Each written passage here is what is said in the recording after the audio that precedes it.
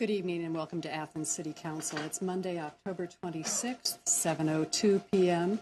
And tonight we're having a series of 3 committee meetings: Transportation, Finance, and then our City and Safety Services.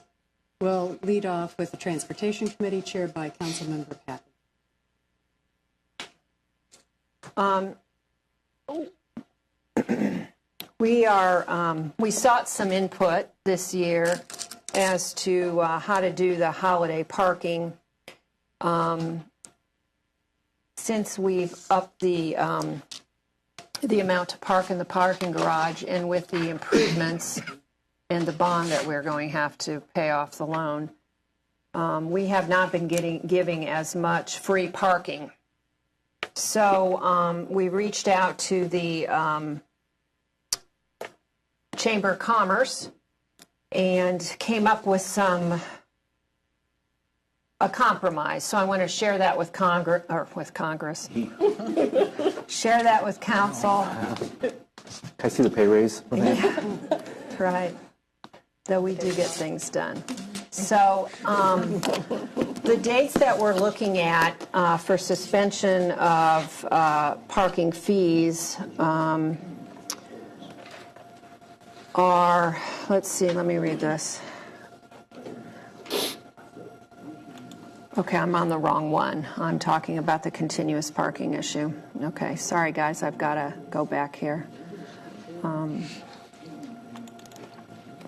Okay. So we're looking at the free parking 2-hour meter spaces, 5 p.m. on Thursday, December 3rd, 10th, and 17th, and all day Saturday, December 5, 12, and 19. So I'm going to before we discuss it as council, I'm going to let Service Safety Director, is there anything else to add to that? Those are the dates of the actual events that the holiday happenings in AYUBA have come up with. So we feel that it's a good compromise to allow those dates when there are events to occur to have the free parking, but the other times during the month of December, it will still be paid parking.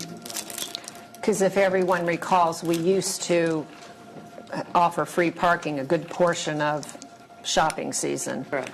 From Thanksgiving through Christmas. So, and that was agreed upon with the Chamber and AYUBA.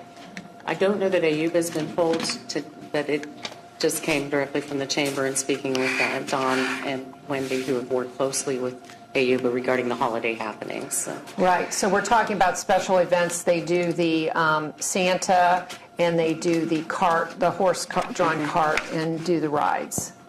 Yes. Could you mention the dates again? The dates are December 3, 10, and 17. That's a 2-hour slot. And then Saturday, December 5th, 12th, and 19th. Okay. Their Saturdays have expanded to include like free movies, and one of the Saturdays even has 2 different movie times. There's an early afternoon and then an early evening time that would allow the families to be uptown. So.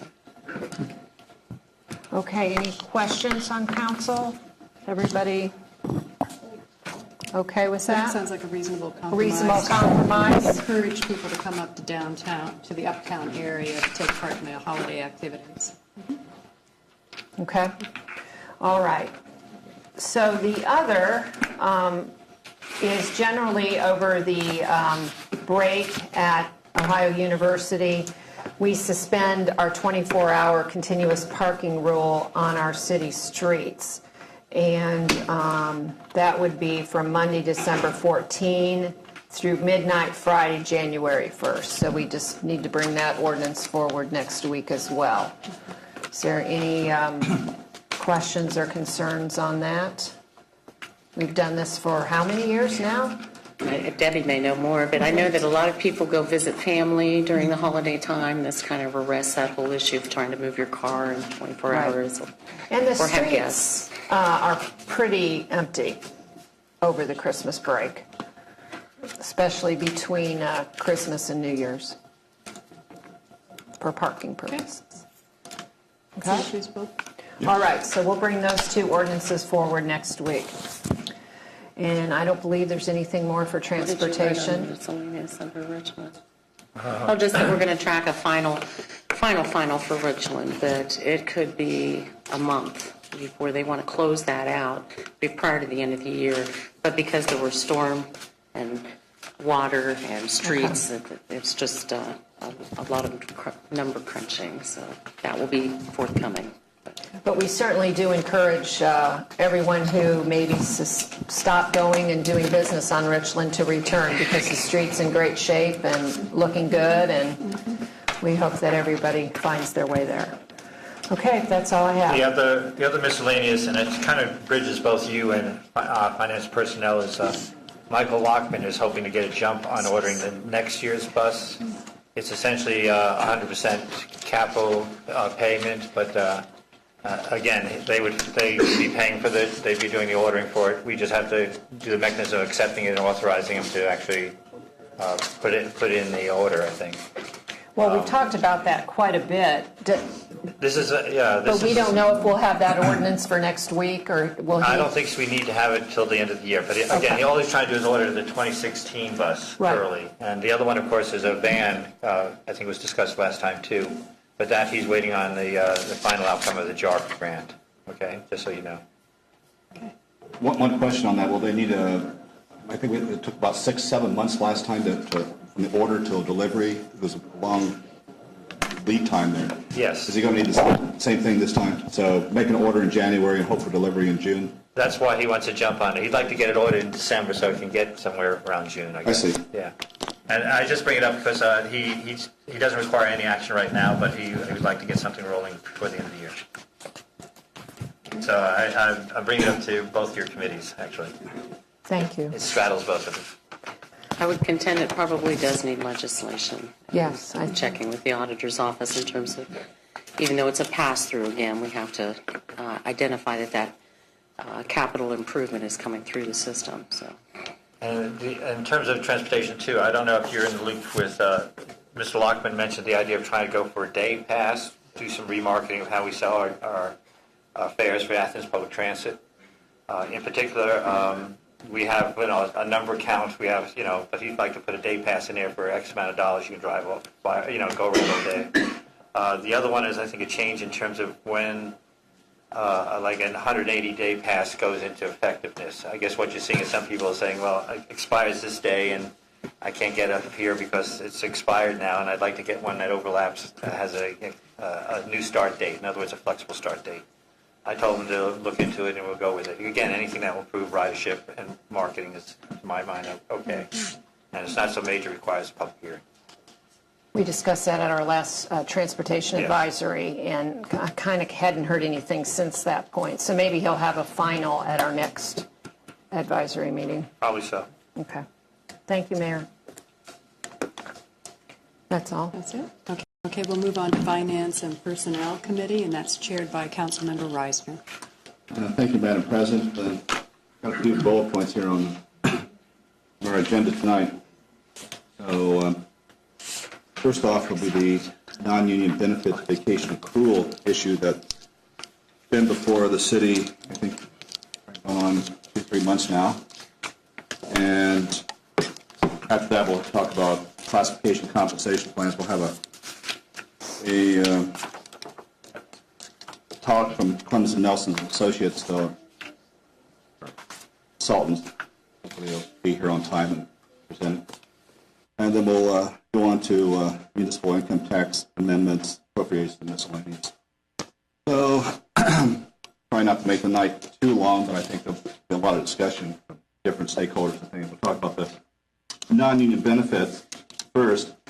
What I'd like to do is just myself, I'll give a little introduction and catch up for anybody who forgets what all this was about. And then since I'll open it up to council, see what our council members have to say about the documents and proposals that have been going back and forth between us. Now we can discuss them. Then I'll turn it over, get comments from the administration and other office holders. And then the other stakeholders in the audience, if they so choose to come up and talk for 3 minutes about whatever input they can.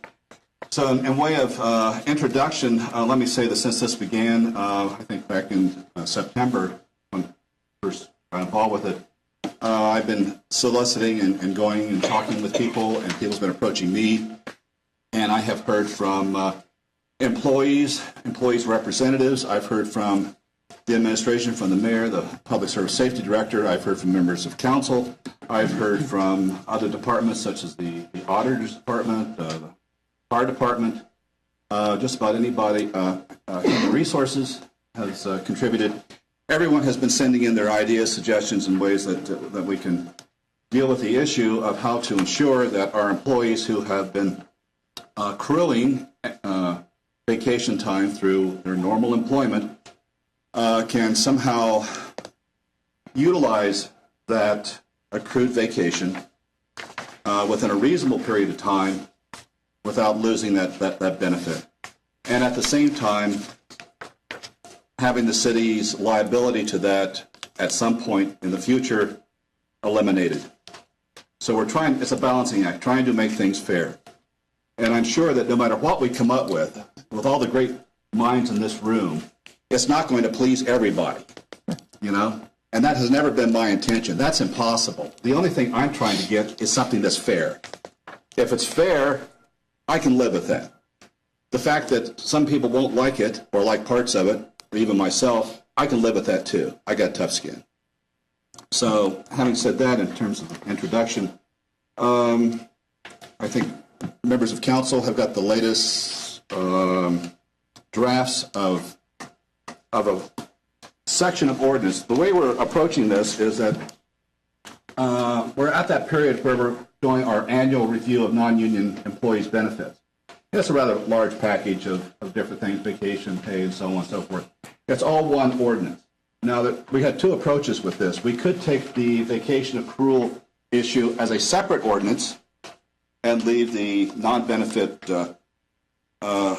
compensation ordinance as a separate ordinance, or we could combine them. And what we decided, at least finance and personnel figures, that it would be a lot easier to just combine the two, make the vacation accrual issue and solutions part of that non-union benefits package that we pass.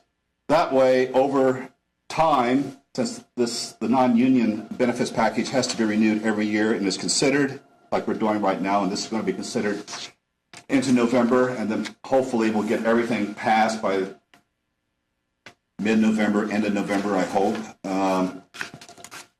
The next year we'll do the same thing. We'll look at it. We'll look at everything, each issue, each part of it, and say, is it working? Is this? Are we achieving our goal? We'll have a benchmark to go for, and then and so on. So it'll come up. Otherwise, if it's a separate ordinance, it might get lost in the shuffle somewhere. You just never know. So that's our approach with that. So I'm now going to open a discussion here from council about what they have been looking at, reading, and bring it out, and then we'll move on to other people down the line. Questions? Madam President. And just as I understand, the draft ordinance that you have been circulating deals with, or a section of it, deals with the vacations. Yes. And talks about the amount of vacation accrued after 1 year, 8 year, 15 years, 25 years. And as I understand the auditor's office comments, you have further clarified that for us by defining that in terms of number of hours. So These charts were put together by Deputy Auditor. okay, thank you. And what we've also spelled out then in the new text of the language, as I'm understanding, is that a plan for utilizing or using the accrued vacation time that is currently over the limit. Yes, over the 3-year limit. Right. And as I'm understanding the language, it states that that what we're doing is allowing 5 years to bring the vacation credits Yes. into compliance. Okay. With the restriction that 1/5 of it be used of the overage vacation be used each calendar year. So we have, in a Until it's way, consumed, yes. a defined built-in benchmark for saying we need to make sure that we're moving along towards eliminating this liability that the city has. That's correct. Okay.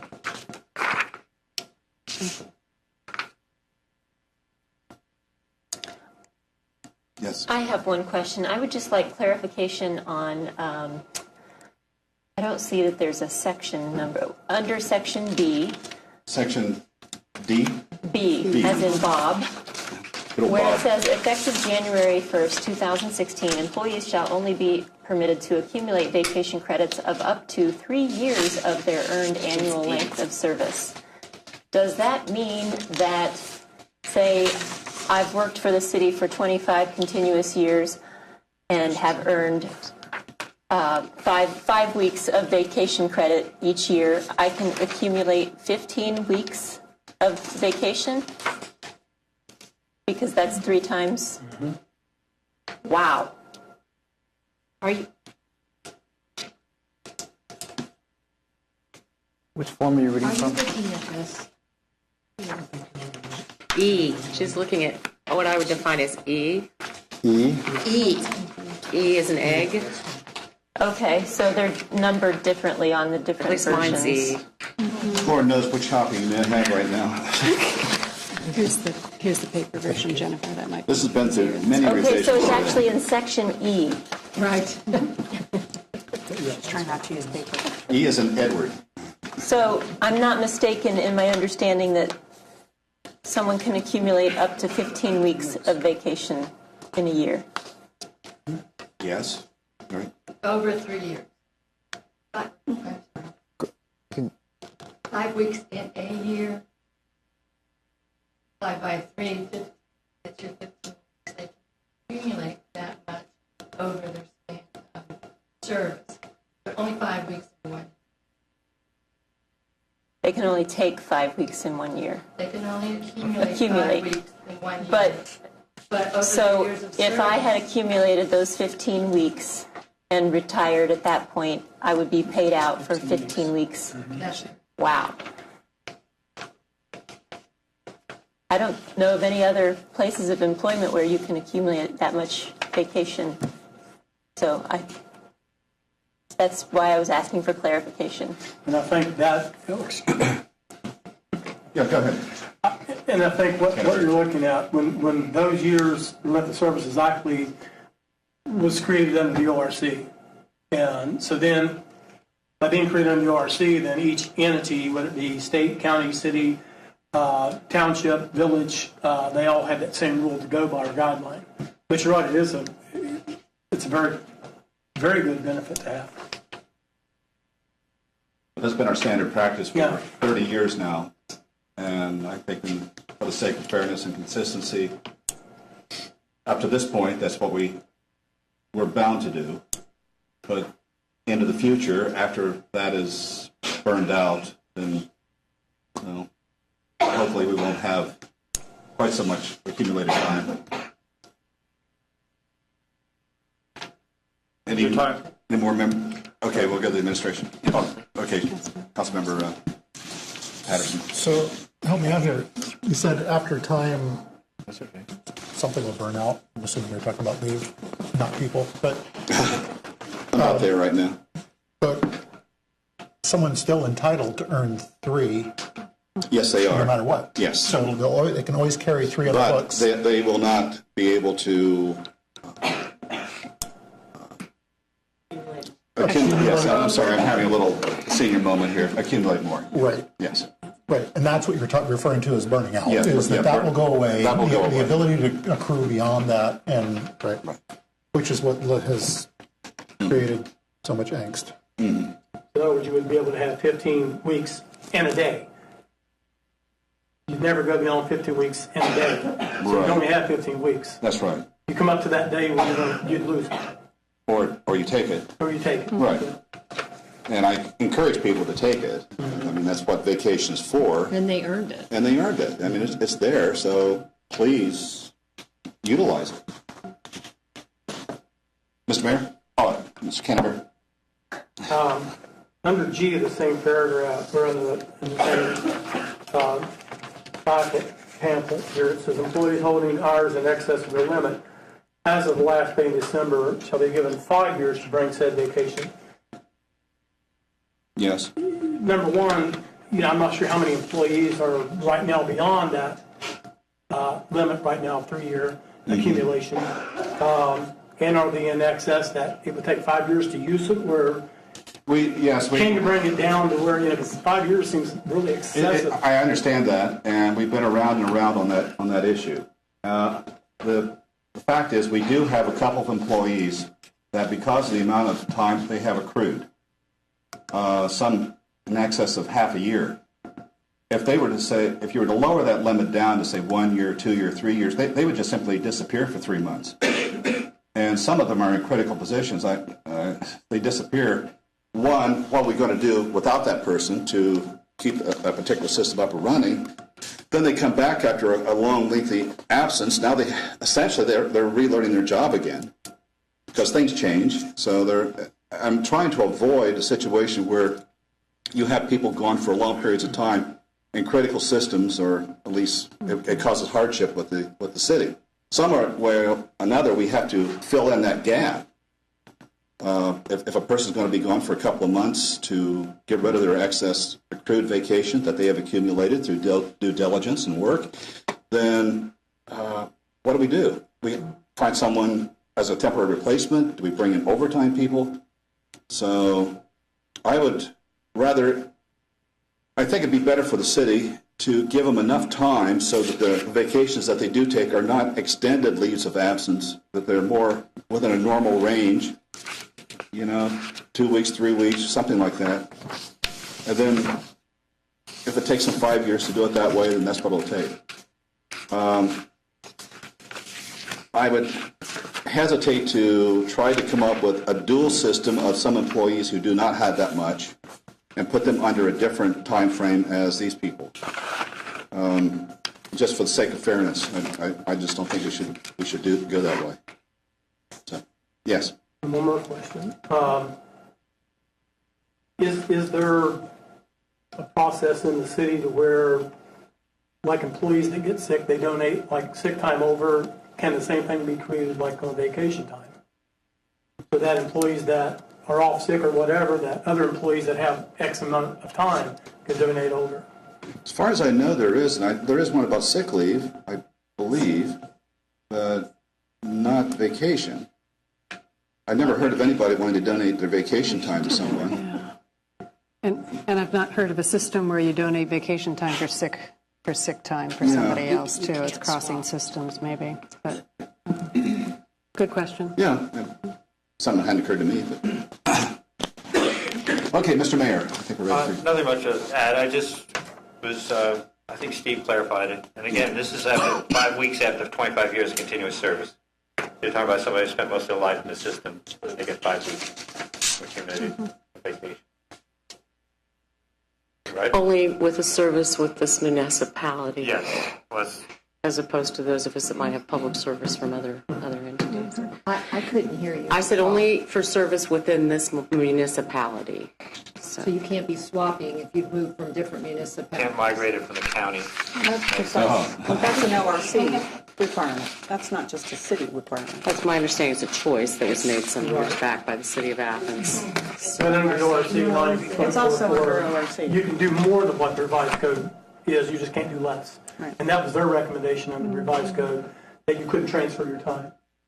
But now the city could actually do an ordinance better than what the ORC is. They just can't do less. And my only other comment is what occurred, at least through 3 pay periods, as near as I can tell, and we have staffing shortages, but in order to allow people to take vacation to try to bring these accruals down, I've seen the highest overtime and pays 18, 19, and 20, 48,000, 49,000, and 46,000. So that's kind of another effect. I think the auditor may report tonight on the accruals being reduced. So But there to was some clarify, overtime. what you're saying is overtime occurred because people were taking their vacations? But you have to mandate people in. Okay, in order so to then cover- our have overtime rate coverage. went up to cover the people who were off on vacation. And does it even out? I don't, I suppose ultimately, but I think somebody was asking to the whole question about why you can't really be without services over a 3-month period of time, depending upon what the position is, so. Right. Other office holders, want to jump in and give your 2 cents? Oh, boy. Thanks, Kathy. The paperless office strikes again. No, I did pretty good last week. Thanks, Kathy.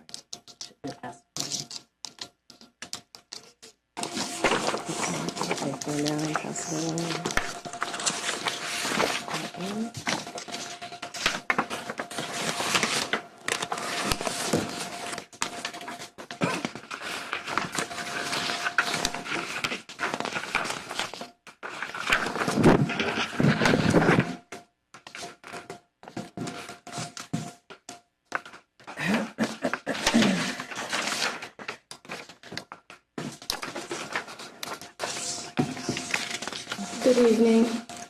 I'm Laura Kreider, Deputy Auditor.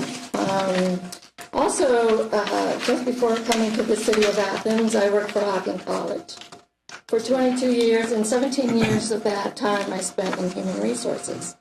So I do have some human resources background. You should have 2 handouts. One is a comment page, which is 3 pages. The other handout has some color to it. It is comments that we provided after seeing the draft ordinance. I'll start with the comments. First of all, again, thank you for the opportunity to speak this evening. We understand that this has been a difficult situation and want to thank and appreciate the employees and supervisors who have been working on bringing down vacation accruals. I want to review, just so we all have the same understanding, the intent of this city has been based on language in the ORC.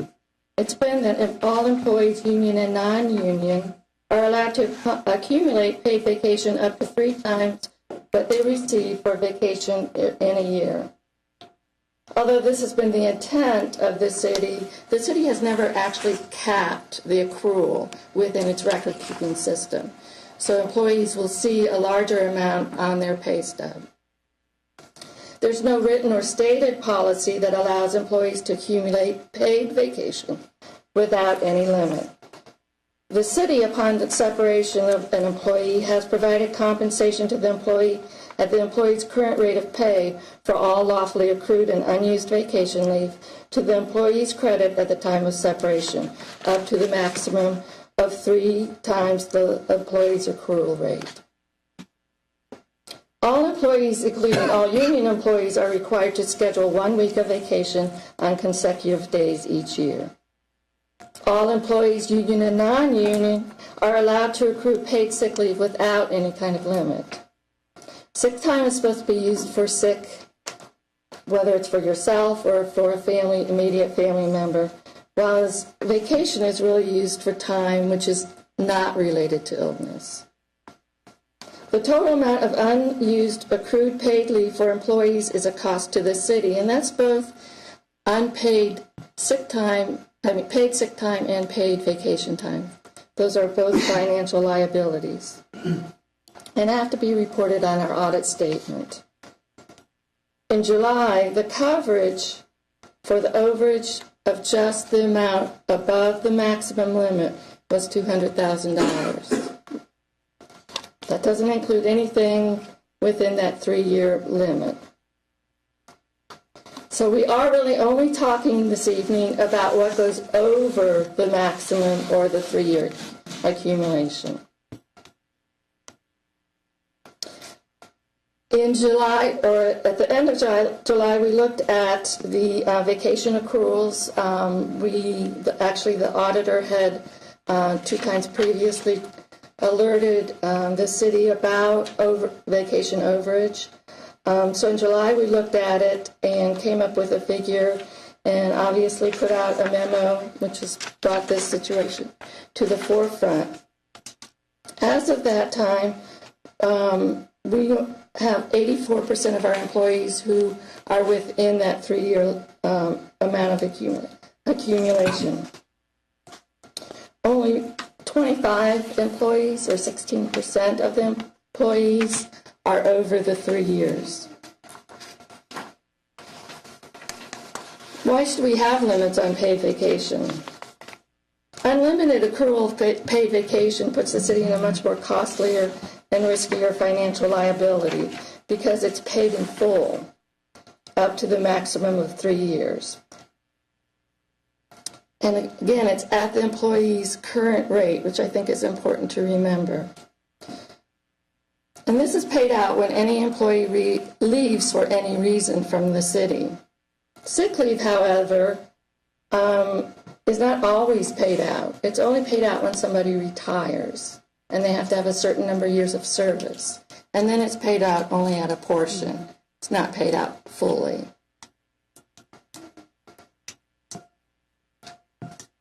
So there really needs to be a limit on accrual of paid vacation so that the city is not put into a financial liability it cannot cover. So why do we need to actually cap vacation accruals at a maximum amount? There has been a suggestion made that we don't really need to cap the vacation. We just need people to, as Mr. Reisner said, burn out what's over.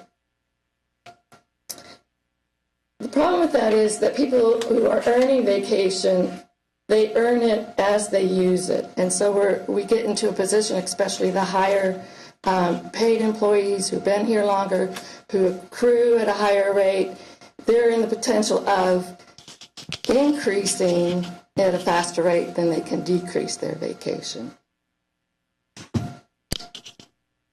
Again, the record-keeping system, if it isn't capped in the record-keeping system, you have employees who have pay stubs that show all kinds of accumulation of vacation. So we would like, from the auditor's office, recommendation to see a cap in our record-keeping system in CMI. So pay stubs show at the max are cut off and don't show any more hours over the maximum. Currently, both in the AFSCME contracts, AFSCME 1 and AFSCME 2, it is clear that employees can only accrue up to the 3-year limit. So this shouldn't be new, especially for those employees. So we like to suggest to allow those employees who have vacation over the 3 years annual accumulation to use their time, but not to continue to accrue. Again, it gets to be a cycle that we can't keep decreasing if we keep increasing. Just a few statistics. Again, in July, August, we put out the memo. Since then, there are 11 employees out of those 34 that are no longer over. 17 have been able to reduce the amount of hours they are over. 3 have remained at the same level. 3 have increased the amount of hours they are over. And 2 who weren't on the list are now over, leaving a total of 25 employees who are over. Of the 25 employees, only 16 of those employees are non-union or AFSCME employees. The rest are in fire and police, and at this point, since they're under collective bargaining agreement, there's nothing to be done until we renegotiate those agreements. 4 of those 16 people have considerable time over the 3 years. First one has 97 days currently. That employee used to have 120 days 2 months ago. The next highest is 62 days, and that employee is up from 58 days. Next high is 60 days, and that employee is up from 57 days. An employee has 7 days, and 2 months ago, that same employee had 57 days. So again, the employee that had 57 and still has 57 has been taking vacation, but because of the accruals, hasn't gotten very far in terms of decreasing we're calling the overage. It's both important to have the cap and to enforce our current policies of requiring employees to take 1 week of consecutive days for vacation. This seems to be one way to really get people to be taking their vacations and keep the overage down. Also, we did a quick review of policies of other municipalities and Ohio University. None of those had any, all of them had limits to how much you could accrue. Ohio University had a statement saying no employee shall be continued on the payroll for the purposes of exhausting his or her vacation, which is another issue. It's in the comments I forgot to go through, but we do have had in the past employees who have had these large accumulations who, again, leave and don't come back so they can burn vacation. I'd like to comment that putting the new vacation wording into the non-union fringe benefit package is, I think, a very wise decision. Employees are used to having that language in the non-union fringe benefit package, so that would be the place people would go to. I agree, a separate ordinance would tend to get lost. The 5 years is a problem for us, as you'll see in the comments section. The color that has the color, and we feel that to give 5 years for employees who have less than 6 days seems overreaching. As you can see in the comments, right now we have 9 employees have 6 days or less. We have 3 employees that are 14 to 30 days over. It's on the last page. So out of the 25 employees that are over, only 4 have large amounts of overage. If these people that have the overage, and all people, we're suggesting all employees be capped at except fire and police again, be capped at the 3-year maximum. The ones that are over then won't be increasing while they're decreasing. We feel it's fair to treat all of those employees the same, but allow the ones that have the overage to use their time.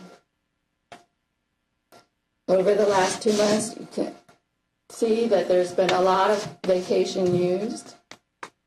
I haven't looked at Deputy Director, Service Day, the Deputy Director, I can't get it right, figures for overtime, so I can't comment on those. I don't know how much was vacation coverage, how much was other kinds of things. Have to keep in mind, again, we're talking about the verbiage at the current rate. If we're going to pay vacation 5 years from now, it's going to be a lot more expensive. People use vacation 5 years from now to cover, and we pay overtime to cover at that time, it's going to be a lot more expensive than it is now. Any questions? Comments from council? Councilmember. Thank you. I'm curious to know what are some of the equivalent policies in other municipalities, having looked myself at the policies of Ohio University and our local public libraries, since those are 2 of my previous employers and likewise public institutions, and they have much lower thresholds for vacation accruals. So I'm just curious about how we've gotten to this point of having so much accumulated vacation when vacation is meant to be a benefit that is taken to ensure a happy, healthy workforce that enjoys time away from the workplace. So I'm just puzzled at how we've gotten to this point and what are some of the equivalent policies in other communities that we've seen. I know, and actually this is from a police contract that I believe, I'll have to pull these out. I don't have all of them with me.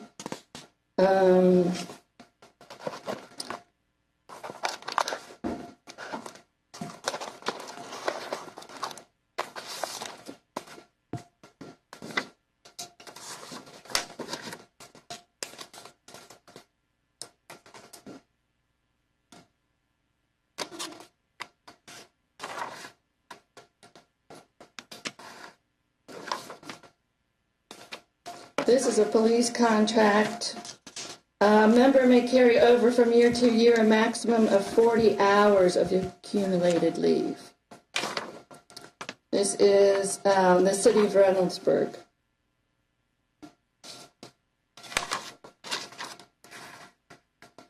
Also in the city of Reynoldsburg, 40 hours for the dispatchers. Another city, I'm not sure which one it is at this point. Again, carry over no more than 40 hours. OU's policy is a little more complicated.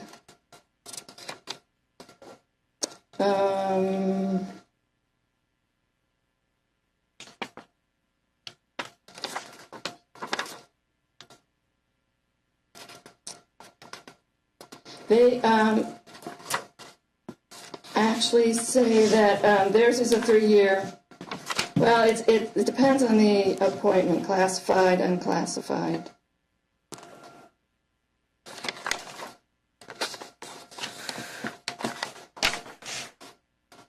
So I'd have to get back to you on the OU one. It's a little more complicated. They're required to use some too.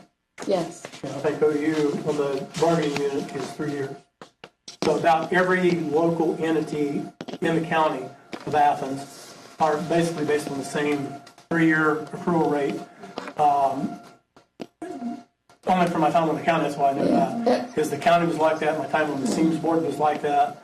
So it was just a kind of a policy that was people use the ORC. Yeah, it's based on the ORC. What hasn't happened is here in the city is that they modeled the ORC language up to a point. Right. The ORC language does say after the 3 times the annual accrual, it's lost, it's forfeited, it's gone.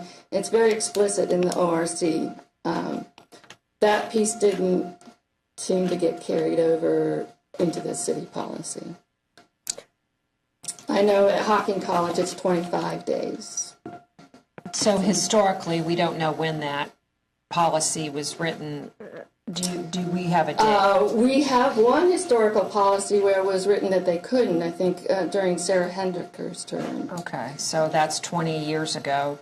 Is that correct? Plus years ago. Mm-hmm. Mayor Hendricker's term. All right. So sometime in that period, either whoever was sitting here or in the mayor's seat, there was some decision made, maybe due to the fact that there were several employees who had a large amount. Maybe they didn't want to do what we're doing today and have to go through this and make these difficult decisions. I'm just assuming, but I'm assuming that's probably what happened. Yes, we couldn't figure out after that policy where it was changed. So, or how it got dropped out, or... So you really don't have a good paper trail about it? No. Yet every other entity that you've researched, or even in our general geographic area here, has put some cap at some point on vacation. As far as I know of no other institution or organization that allows employees to accumulate vacation without any type of limit.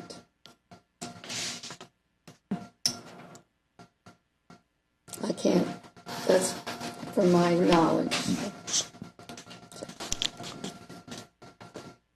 Service Safety Director? I just want to state, and Laura talked about that tonight, but we we have some employees in significant ranks that will be, if this is implemented, and I understand something's going to be implemented, have to take a day off almost every pay period because of the way that the accumulation occurs. So I think you need to take that into consideration as you look to cement something into law here in the coming years. You have a suggestion to take care of that? Because if you don't get the 3 years plus whatever, plus 2 days, plus 3 days, that will occur on a very regular basis. Some of the employees that were referenced tonight in the union had taken their time, one hit their anniversary date, and the anniversary date, the way they operate, is immediately applied. So your additional 40 hours. So the individual is over before they can even address it. So there's just some nuances here to take into consideration also. So just on the other flipping the coin here, so what if in a 2-week pay period somebody took a day off during that period? It's kind of hard sometimes to operate with a police chief or a fire chief, or, that's what I mean in terms of their years of service and commitment to the city has resulted into where they are today. Let me assure you, neither the police chief is an owner and the fire chief is taking vacation. We over the past 2 months had a lot of people take vacation. I'm not aware of any office, or I've not been made, or the auditor's office has not been made aware of any closure of an office, any emergency that has not been attended to, the inability for any office to carry on. Perhaps there is, and I haven't heard of it. Would you be notified? Probably not. Yeah. Probably not. I mean- But it's obviously. I think so.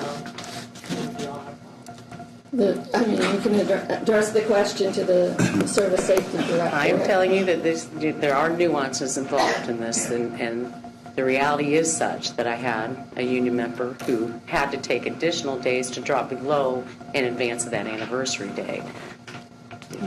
Yes, I am here to speak on behalf of the non-union employees in particular, who feel like all the different measures are always taken out on them first before it can be bargained in. You will see later when we get to the benefits and compensation that the employees have come to me requesting the same benefits that have been taken away from them in the past. We've talked about educational incentives and some others, but this is, again, coming down, and a number of people who are here today aren't even affected by it, but they're curious as to what the effect may be on their future of their employment with the city. So. Right. Well, let's try to keep the conversation just to vacation accrual and then branch off. Again, let me be clear. I think that the vacation policy of the city is very adequate. It allows for accumulation of the 3 years. You do not find that happening in many places. This is not an issue to punish employees or take away from non-union employees. It's again a balance that the city needs to look at in terms of financial responsibility. The AFSCME contract they're both bargaining unit contracts. They both have this clause in them that they do not accumulate over the three years. So it's not just a non-bargaining unit, it's a bargaining unit issue as well. Oh, Councilman. I do have a question. I'm very much aware that this is a financial liability for the city. So we are talking about a $20 million budget annually for our city operations, approximately. Are we? 30. 34. Okay. So, looking at the percentages of it, it's approximately, less than 1% liability. That's just the overage amount. I know the overage Okay. amount, so that's a liability. Were we cited on our last audit for this? No, we were not. Okay. So, and in that respect, I think council members are all very much interested in, as Councilmember Reisner says, coming up with a solution that's equitable if we can, and also recognizing that we need to be very careful about our liabilities, but and But I think that setting a time limit on it also does set parameters on it that does say we are addressing it. So that's just a kind of a comment from my perspective on it. So thank you. Member Fall? First, I think that this conversation is good because it's reminding all employees about this issue, because I think sometimes people just kind of go along, and people are busy in this town. So, taking what Paula was saying about the nuances, my concern is that we can't necessarily, our wording of our ordinances need to be firm enough to be, to stand up in a court of law, or to be seen in the future that it makes sense without somebody sitting there trying to explain why council did what they did. But it needs to be flexible enough to deal with the nuances, or that there needs to be a mechanism to deal with some of the, it sounds more like pay periods, and it's a very personal sort of thing, and not necessarily, maybe if it's happening over and over and over, then it can probably be addressed in some kind of wording. So I think that we need to look at those, see whether this is flexible enough. I think that looking at the 5-year issue, I think that the way, trying to get employees who have a huge amount of time to, think about taking time and trying to get them to take enough time to where they're not building up more time, I think is really important, because we do pay at that rate that they're retiring at or they're taking the vacation at. And over 5 years, that can be a lot of difference in pay and everything. So I think that we need to look at that and whether it needs to be done on a prorated basis or not. I'm not sure how the wording would be. One more. Councilmember Canterbury. Council President, Chris Knisley touched on one of them, about the financial liability, which it is. Number one, I applaud employees that has the fortitude that can build up that kind of time, because time is money. Either way you look at it, time is money. It creates a savings account for them in some sense of the word, because if they go to the point they retire, they got 3 years worth of 15 weeks of vacation built up. That's a huge sum of money, which again is another liability. What we tried to do at my former job is that we tried to keep which was part of our carryover, we tried to keep a bank of money that, irregardless of what happened, if everybody left at one time, we had enough money put there that we could pay them all out. Now, can the city do that? Probably. It would really put them in a really tight financial bind if that would have happened. Back to the 3-year or 5-year reviews and all, I guess my question to you is, we have 25 employees that are over by a certain amount of days. Is 5 years, in your opinion, is that too long, or could we reduce that amount? I definitely think we can reduce that amount. Again, there are only 4 employees that have an excess of the from 57 days to 97 days. That's a large amount of time. 2 years should be adequate to get that resolved. I just want to comment on that. The person with the highest number over had 120 days, has been able in 2 months' time to reduce that time 23 days while still accruing additional time. I know it's an issue. It's an ugly situation. I brought this, to people's attention in February 14 or April, and again in February of this year, and nothing has been done while it continues to grow. I have some other comments I'd like to make, that we still are responsible for that liability of 3 years accruals for everyone who is at that point. And that's not going to go away. It's not like all of a sudden they're going to get sick and not have any vacation time. The thing is, vacation and sick are different. Vacation is a fringe benefit meant to be used however you want. Vacation is a safety net. You're not meant to really get paid out just a quarter of that up to a certain number of hours when you retire. You mean That's sick time? I'm sorry, that was sick time. It's a safety net. It's not meant to be used up. Vacation time is. And I want to clarify, too, that we've discussed this with the law director quite a bit and are on the same page with this. But we're not cited in the audit, but the financial liability counts against us. And we had this discussion recently when talking to our bond consultant about borrowing money for the parking garage and a new pool. Is that our rating has gone down because our debt liability has increased in the last few years. So it does, even though it's not a citation in our audit, it is an issue for us moving forward. And I want to clarify this 40-hour carryover. Basically, that means that somebody who gets 5 weeks in a year can only keep 1 week to carry over. They can't just take that one consecutive week and carry over the rest. That's the intention of the policies for all these other areas, is they don't let them just build that 3 years up in 3 years' time, or 4 years maybe, if they take their 1 year that they're supposed to. And, I agree with Mike. It's really wonderful that people are able to come to work, that they care enough, that they don't miss. But it's not the intention of a vacation policy to allow this type of overage to accrue. Again, we're the auditors. It's a financial liability. And if we were to have to pay several people out at the same time, then we probably would have issues with this, just like we're going to have with our workers' comp payments next year, because a lot of departments, not a lot, but several, just don't have that extra money sitting around.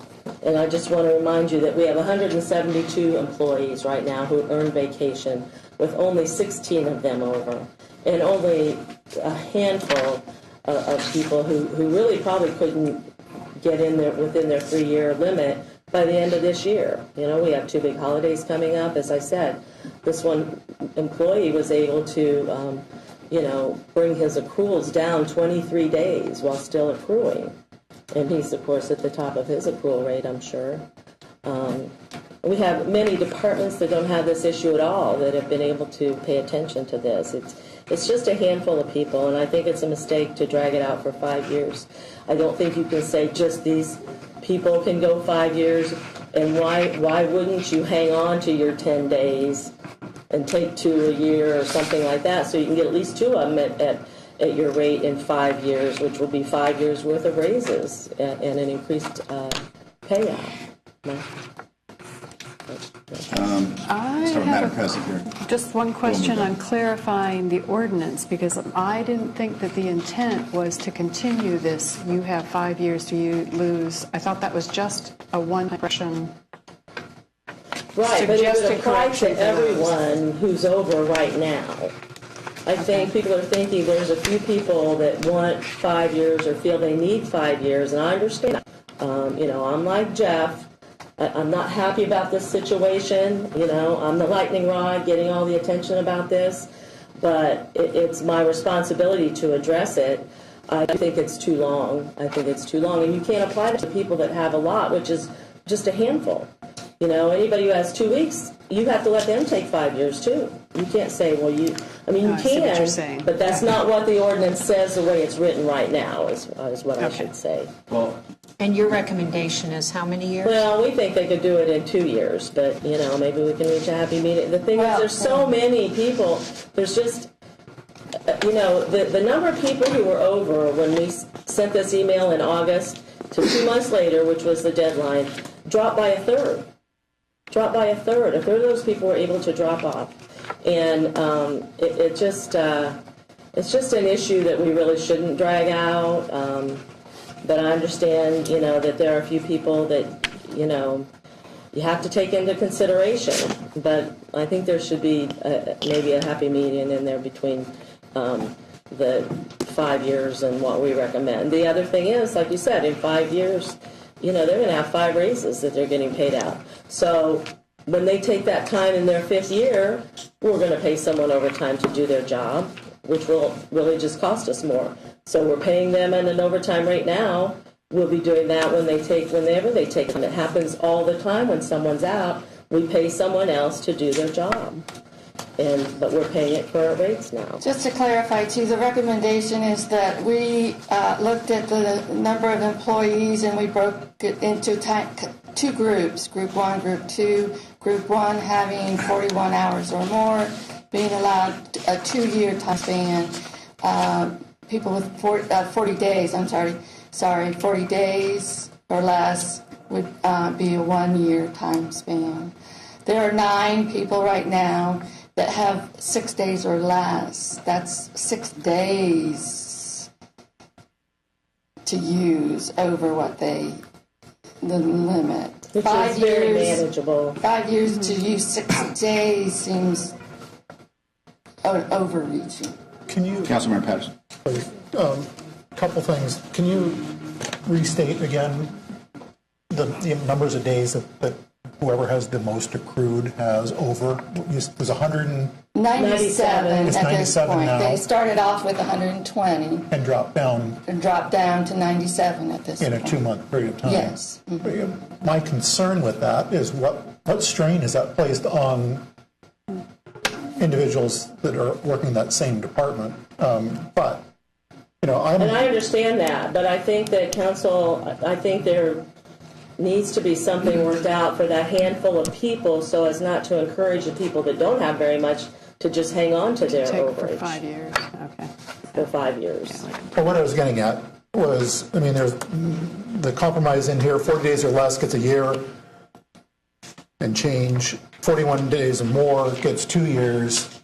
You know, maybe that can be parsed out even further to where someone at the extreme end gets 3 years or something like that. I mean, I've always been an advocate of having some kind of sliding scale to make this work. That's why we asked for that. I agree with that. Because I'm thinking about the health of the entire section that is having, you know, and we have had, let's be real, we have had people who have had to go out on calls and because someone has been on vacation because of trying to make this up. I mean, it's not like this hasn't hurt the city. In trying to do this and do it effectively, I personally am more in favor of a longer period of time, or, you know, I get it. I get what where you're coming from with this, but I think for those who have 90-some days out there, it's almost an impossible game of catch-up because they're constantly accruing. Well, I think that there's something else that you need to pay attention in the draft ordinance is in E, it says that the people who are over are not going to continue to accrue, is what's written in there. And so this is something you need to look at because then you go to I and it contradicts that. So the idea would be that you don't, and this is, you know, the law director, you know, was, you know, on board with this, is that, you, like Laura said, it will be almost impossible for those people to take that time and use it if we continue to add accruals on, because they're accruing a day and a half or 2 days every month, you know, on average. And so you take a week, well, only half of that's going to eat away at your big accrual. And, yeah, no, I would like a sliding scale. As I said, it's, you know, we'd like to have this over with and not have it hanging out there years from now. And so on that, but there has to be an incentive for people to go ahead and try to take that time like they have been the last couple months. Because I will say this, I've noticed in this last pay that we're just about to get that it appears that people have slacked off on trying to take their time because they think they're going to have years to take it. It just should not hang out there forever. That, you know, it's up to council to do something. And also, as you know, you revisit this, you know, non-union package every year. You can make changes. You can, extend it if people are in it. You know, that's up to you to see how things are a year from now. But that was always one of my issues by giving such a long time frame from the beginning. Is there's no incentive for people to go ahead and work at it now. You know, it's human nature to wait. Well, in Section G, though, it says that the vacation credits into compliance shall use at least 1/5 of the overage vacation credits each calendar year as approved by their immediate supervisors. That's an incentive right there. Right. I understand the 1/5 thing, but yeah, that makes a lot of sense for the people that have a lot. Yeah. Or even for the people who if have you very little. to- If I have 6 days and I have to use 20% of it each year, But I feel like it encourages people that don't have very much to just hang on to that so they can take that 1/5 or 5th year when they've had 5 raises and get paid out at a higher rate. but they're still losing 1/5 as they go along. Yeah. So at the end, I know, it fits in with what you're 20%. saying, I don't know that I don't agree with it, that's all. Okay. You know, that you can. All right, let's have one more here, and then let's move on to other stakeholders. You don't want to tell what Steve, Councilman Patterson was talking about.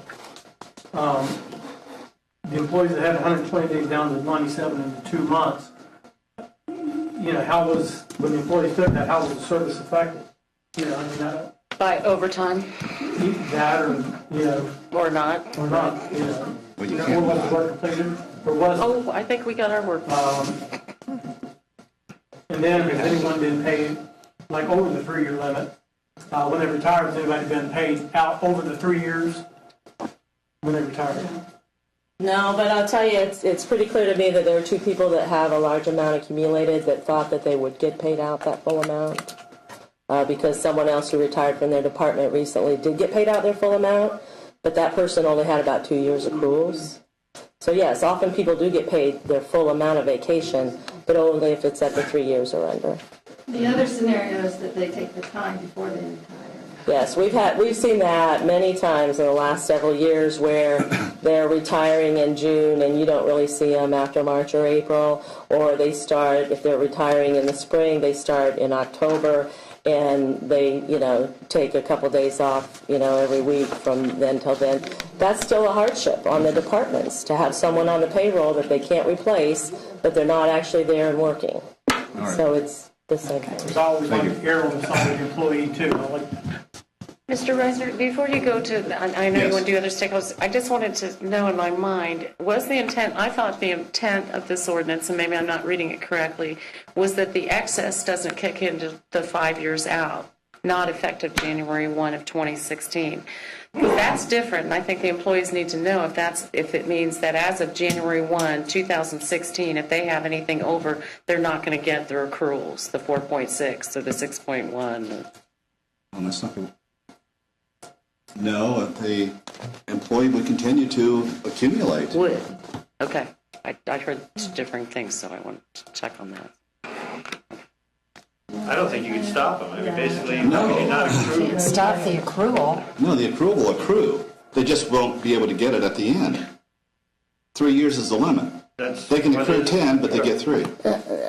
But the point is, we're trying to eliminate the excess. Yes. I do want to be clear, and I know it's very unpopular, and employees work hard. I'm not against employees in any manner.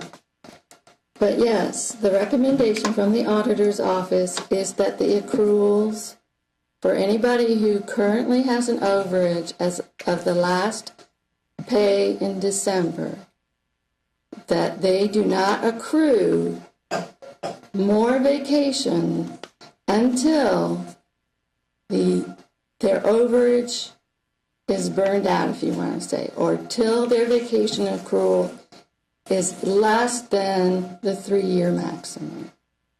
So yes, And that's from here.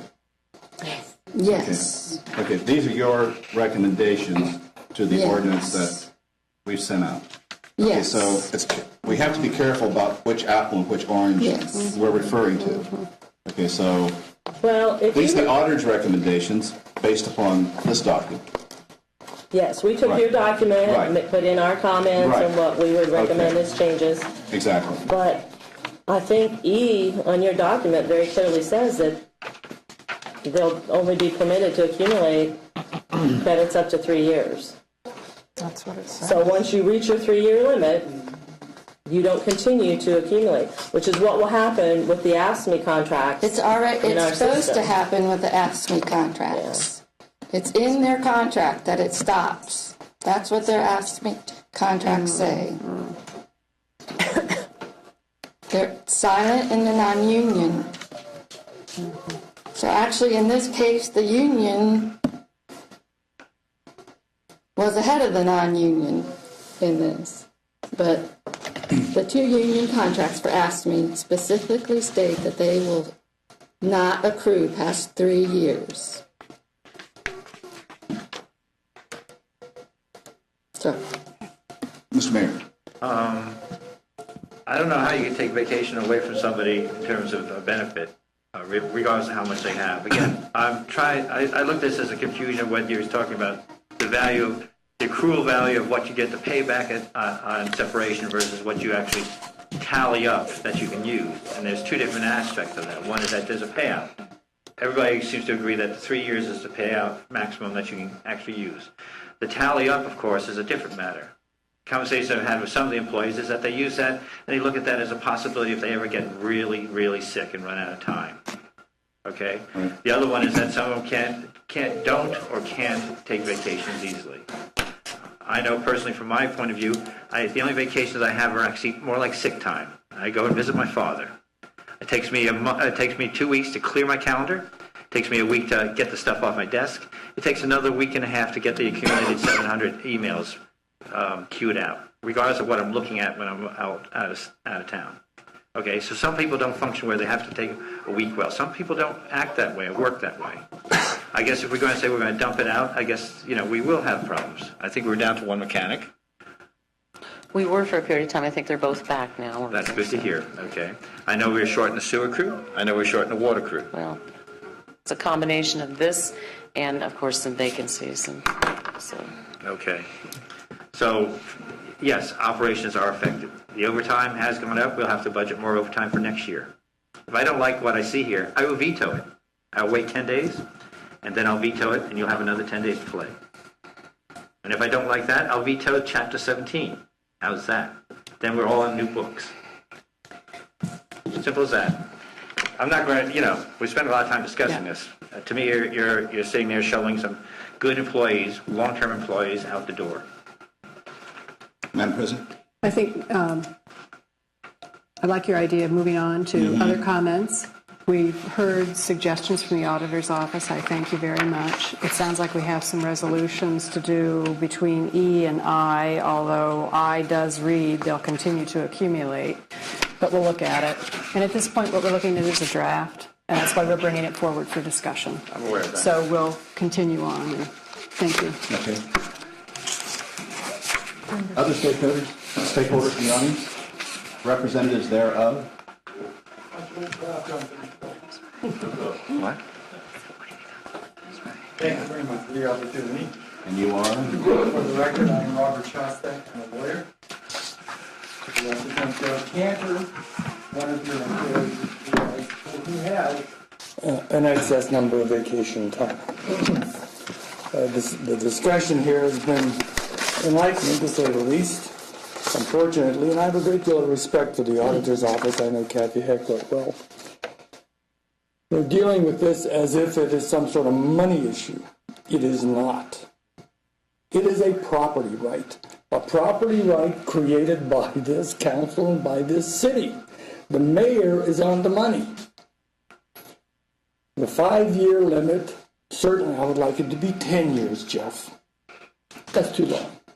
5 years is reasonable. The person who currently has 6 days want to take 5 years to take 6 days? What's the loss to the city? 1/5 of $200,000 a year is $40,000. That is a number you can deal with fairly easily in the size of this city's budget. If you do it in 2 years, you're taking it down to $100,000 a year, plus a massive amount of overtime. Significantly more overtime than if you stretch it over the 5-year period. I didn't understand why the auditor feels that this has to be something that doesn't linger. For goodness sakes, I've been paying the environmental fee for a case I settled 10 years ago for this city for 10 years. Have I heard a single squawk about that charge? Have you ever had a citizen come to this podium and tell you they're tired of paying that? Have you? No. 5 years in the life of this city is a very small period of time. It may loom large for you because you are on limits with regard to your tenure here. But with regard to the city and the city's financial liability, it is minute. And I know that Mr. Cantor may be unhappy with what I'm about to say. But I have to look not only at his particular interest, and he has significantly reduced the amount of excess that he has. If you really want to put some teeth into this thing, as Mr. Reisner has indicated, put a forfeiture clause in. If you don't use your 20% of the overage in that year, you lose it. So people who have 100 hours have to use 20 of them a year. At the end of that year, if they've only used 18, they lose 2 hours. It whittles it down in another way. Making a sliding scale makes no sense. Let me tell you why. It's a moving target.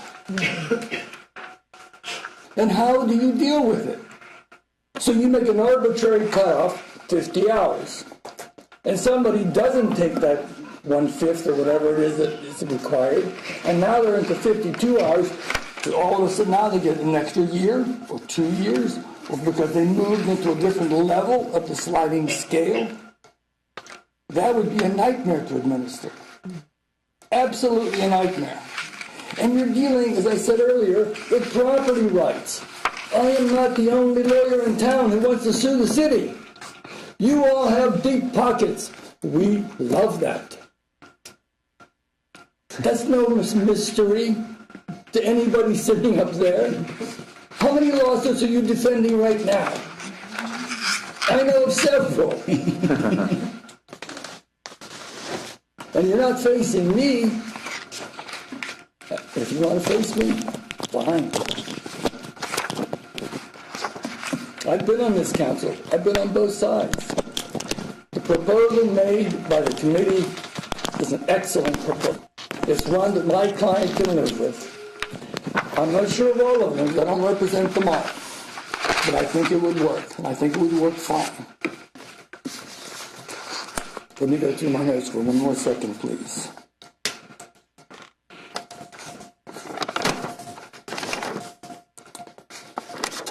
I didn't understand why the deputy auditor and the auditor, Ms. Hecht, referred to this as an ugly situation. It is not ugly. This city has made a wonderful workplace for many employees. There are a few disgruntled employees. I've encountered one or two in my practice, and I didn't sue the damn city for it.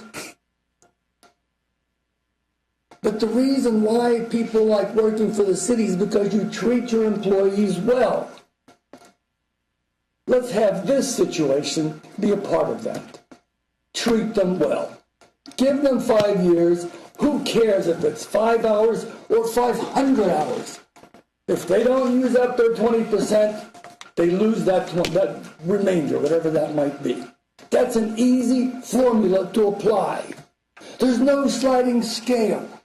There's no question about additional accruals. Oh my God, they're moving to a different level. It will work, and it's simple. The auditor says it's not the intention to use vacation in this fashion. She is wrong. Vacation is a reward for doing a good job. The Ohio Revised Code recognizes that in the language of that code. 124.13 vacation leave, it's right here. They allow this city to pay 3 years. They don't cap it at 3 years. You can go over that. That's the minimum amount that they were recommending. That's why people want to work for the city.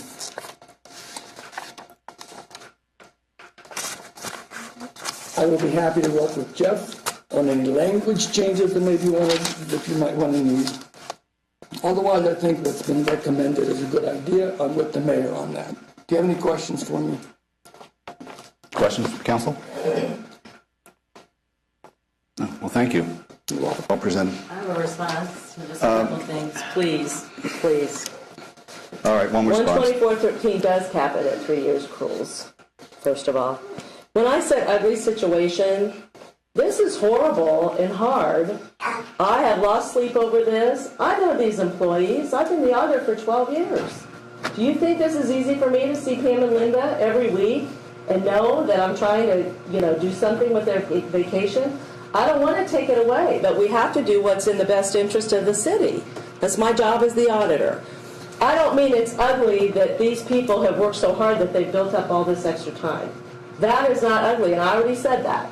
There's something absolutely commendable about people who don't use their sick and vacation every week, every other Friday, and every other Monday.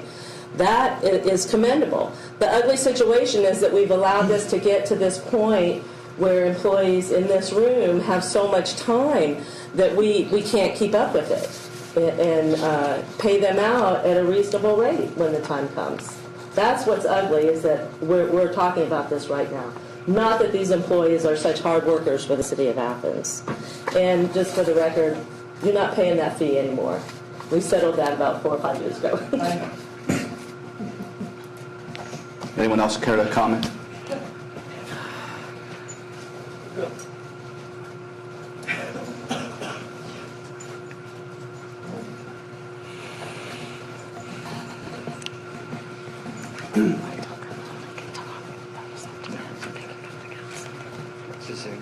You'll have to excuse me, I'm nervous. And you are? What's that? What's your name? Oh, I'm sorry. For the My record. name is Bill Todd. I'm a laboratory technician for the city of Athens. I'm in my 24th year. And I am nervous, I'll tell you that right up front. Y'all have talked a lot tonight about me. You don't know it, maybe you don't know particularly, but you've talked about me. When this started, I had very near 1,500 hours of vacation accrued. I'm not quite sure where I'm at now. You could probably tell me better.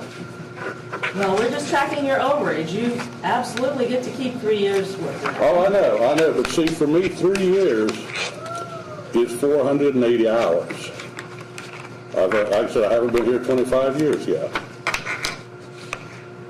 I am one of those that she mentioned. I have burnt an awful lot of vacation since this all happened. And it has cost the city dearly. And I feel very guilty about it. Because what happened is I went on vacation, but I have one of those critical jobs that I had to work a bunch of overtime as opposed to working my normal hours. During that period of time, there was no interruption of service. We had no EPA violations. All analysis were completed. All boilers were handled. Everything was done. That is my goal working for the city of Athens, is to make sure that my job gets done. I do not want to sacrifice any vacation. It's mine. I've earned it. I'm doing my best to get it down. But by the same token, my goal in life is to serve the citizens of Athens. And I take that very seriously. And I appreciate what council's doing.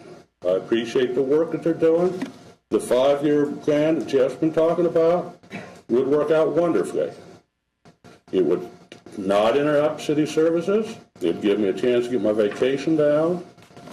And everything would work out fine. Now, I apologize to council and the city of and the citizens of the city of Athens for this situation happening.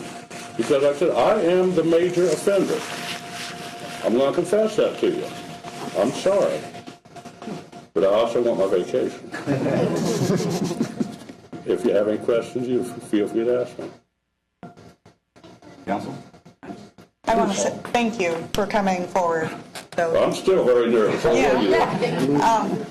I think that hearing all sides of the argument is great, and I appreciate the work and your passion. If it becomes necessary, I pray it doesn't, that I sacrifice vacation, I will do it for you in the city of Athens, but I do not want to do that.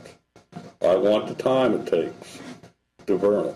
I hold a great deal of loyalty to the mayor, the safety service director, my supervisor, Andy Stone, my fellow employees, and especially the citizens of Athens, because they are who I ultimately work for.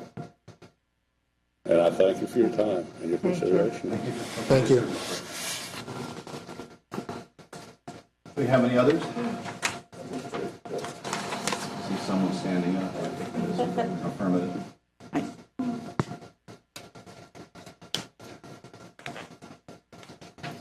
Good evening, Scott Thompson. What do you do? I work for the government channel and you. I had some prepared statements, but after hearing what was sent out to you from the auditor's office, I'm going to get a little off target here.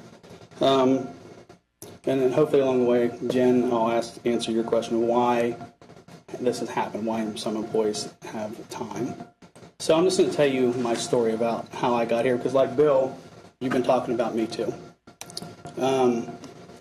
About 3 years ago, I was sitting having a meeting with Debbie about some budget stuff, I believe at the time, and a phone call came in. It was another employee who was questioning how their vacation was accrued, the calculation. So, went through, make a long story short, I said, just pull up my account and we'll compare how mine's calculated and we'll see how yours is calculated. Whilst we did that, we're like, well, that's not quite right. And found out that, like this other employee, my hours were not being calculated accrual correctly. So I had probably at the time 2 or 3 weeks in reserve to set aside. But like everybody, who's planning a vacation, I look at my pay stub, I look how many hours I have, plan vacation or whatever for the family. So long story short, I hadn't been having my vacation accrual calculate correctly for about 7 years. So the city owed me 12 weeks of vacation. So I went from working along, having a little bit left aside in case something happens, in case sick, to having a lot of vacation.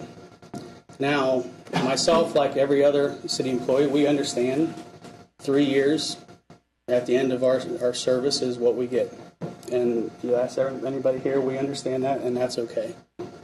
But when I hear tonight that while we're being asked to take vacation, and the term burn vacation is a negative to me.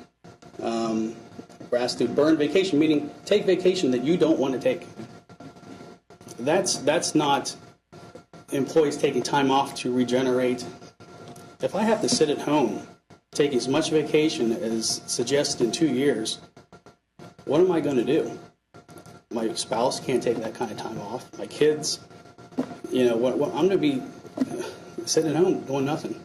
Still getting phone calls from my part-time employees who work 10 hours a week. How to do stuff. So when I hear that we're not going to accrue vacation as we are trying to burn off our overage, I'm like, you got to be kidding me.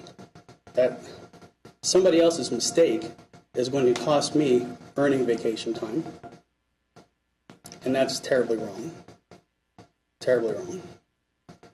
And, like Bill, across the board, and you guys know, you've talked to employees around here, they take their job very seriously and with a great deal of dedication.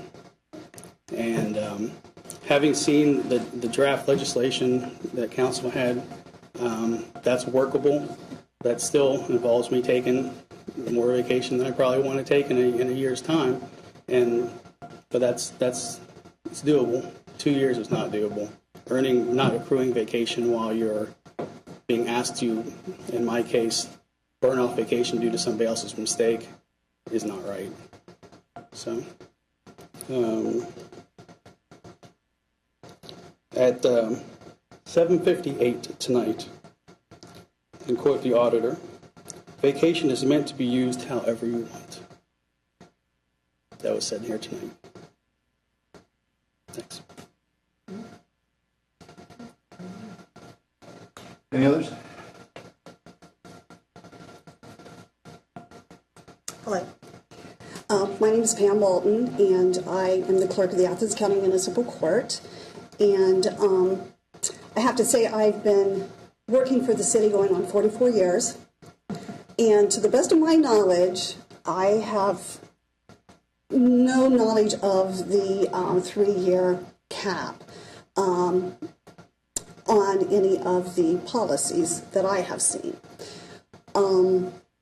That being said, myself and the chief deputy clerk both supervise the deputy clerks in my office.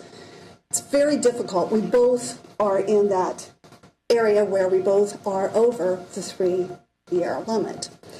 It's very difficult when one of us is not there because we have required by law certain jobs that have to be done in a month's time. And it's very hard for us to try to find the time to take off. It's not that we don't want to, it's just that, we are being responsible for our jobs. And we feel that, we need to be there, at least, one of us to be supervising everybody that isn't within the office. We are also going into the beginning of the year with a new judge, and we have promised our current judge that we would help with the transition. So that requires us to be there even more. Like I said, we would like to take some time off, and we try to get a day in here and there when we can. But especially now at this time, with us training new employees and helping with the transition that is coming the first of the year, it's just very difficult for us to get the time in. So I just wanted to relay that within the last 44 years, I've enjoyed working for the city, and I do plan on staying around just a little bit longer to help with the transition. Any questions? So I guess your point is 2 years wouldn't be enough time to... I think 5 years would be more reasonable for the employees to get the time in. Okay, thank you.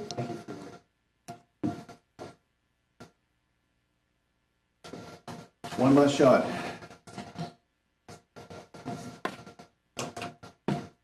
Okay, I think we'll close that topic. I think we have a lot of stuff here we're going to have to mull over again. Back to the drawing board a little bit. I appreciate everybody's comments, from the auditor, from the administration, from the employee stakeholders, the representatives and council, everybody here. So hopefully, as part of the major non-union benefits package, these sections will be added to there, and that will be brought up before council for adoption sometime in November. I think that's where the calendar is working right now. So thank you for that. Moving on to classification compensation plans, Clemens Nelson Associates. I see more than one. I guess we can move on with that. Yeah. Not particularly. Okay, I was tasked with... Who are you and what do you do? Brian Butcher, Director and Regional Manager for Clemens Nelson. I run our Columbus region and work out of our government office. Just a little background on Clemens Nelson. Clemens Nelson is a HR and labor consulting firm. We represent about 300 public employers across the state in various aspects of HR and labor relations. Tonight, I have been tasked with the job of giving you guys a methodology of our classification and compensation plan that we've been asked to do for the city. Does everybody know what classification And compensation means? Roughly. Roughly. I mean, We're ignorant. Go ahead, fill us in. sure. What I'm going to do is walk you through kind of the core elements of what our classification and compensation system is. The way public employers are set up, you have your class spec or your job description, okay? Typically, most of the time, they're slotted into certain pay grades, which is how your class system, all your job descriptions, and your class plan as a city coexist with your compensation system. Okay, does that make sense? Mm-hmm. You guys right now currently have, I believe, 9 pay grades? 9 pay grades for all of your non-union staff. One of the things that Clemens Nelson has been asked to do is to review that your current compensation system along with what we call job analysis questionnaires, JAQs, oftentimes referred to as position analysis questionnaires. And what these tools are they are essentially a document that goes out to staff. They describe what they do every day. These jobs are then cross-referenced by supervisors and by anybody who has a say-so in what the job is, whether it's administration, elected official, whoever. And the idea behind a JAQ is to actually give us an idea of what the job is, okay? Because when we do this classification and compensation plan, one of the things that we are going to measure is internal equity. The way internal equity is measured is, and that's a term of art, internal equity is a way to measure a job's worth within an organization, okay? So if we're working off of job descriptions that are outdated, which I don't know if they are here in Athens, but it's something that happens with a lot of my clients. Oftentimes the position description is not number one on the priority list, but to effectively value the job, we need to know what they are. So these JAQs have been provided to us by the city. So one of our jobs is going to be to evaluate the internal worth of each type of job, okay? Internal equity is the one component, and through how do we value this? We do this through a process called point factoring. Any of you been through the point factoring process? Okay, point factoring is another term of art. It is a term of art by compensation professionals where they essentially value jobs according to compensable factors. It's a systematic process, not a scientific process, meaning that, and these are the factors that our firm is going to use for the city. We essentially weight every job according to these factors. Now, there's actually a manual, which I don't have in the material, but it goes to in-depth differentiation between the degrees. So what you do is, for instance, if you took a custodial level position, you'd ask, does it have any supervisory duties? If the answer is no, it would get a number 1. If it happened to be a lead custodian, let's say, and the way we define the second grade under supervision was a lead worker, somebody who doesn't have any official supervision but might, tell somebody, direct somebody here, direct somebody there based on seniority, they might receive degree 2. Well, you go through each job and you value the job according to this, and it'll spit out a number at the end of the day, and each logical break gives you the value of the job within the organization. And that is how we set pay grades, okay? This also gives you a legally defensible method to defend against equal pay violations. The Equal Pay Act says you have to measure a job based on supervision, physical demands, skill set, or something other than sex. So this kind of framework, which is used by compensation professionals across the country, will give us our internal equity. You meant gender. Gender. Yes. Okay. External equity is the other component of the job. External equity is defined as market analysis. For instance, what other jobs, benchmark jobs by other similar jurisdictions pay. Typically, we would do a full-fledged wage and benefit survey. Because of the time crunch we've been tasked with, we're using data that we have on record and data that some of the other associations have provided to the city.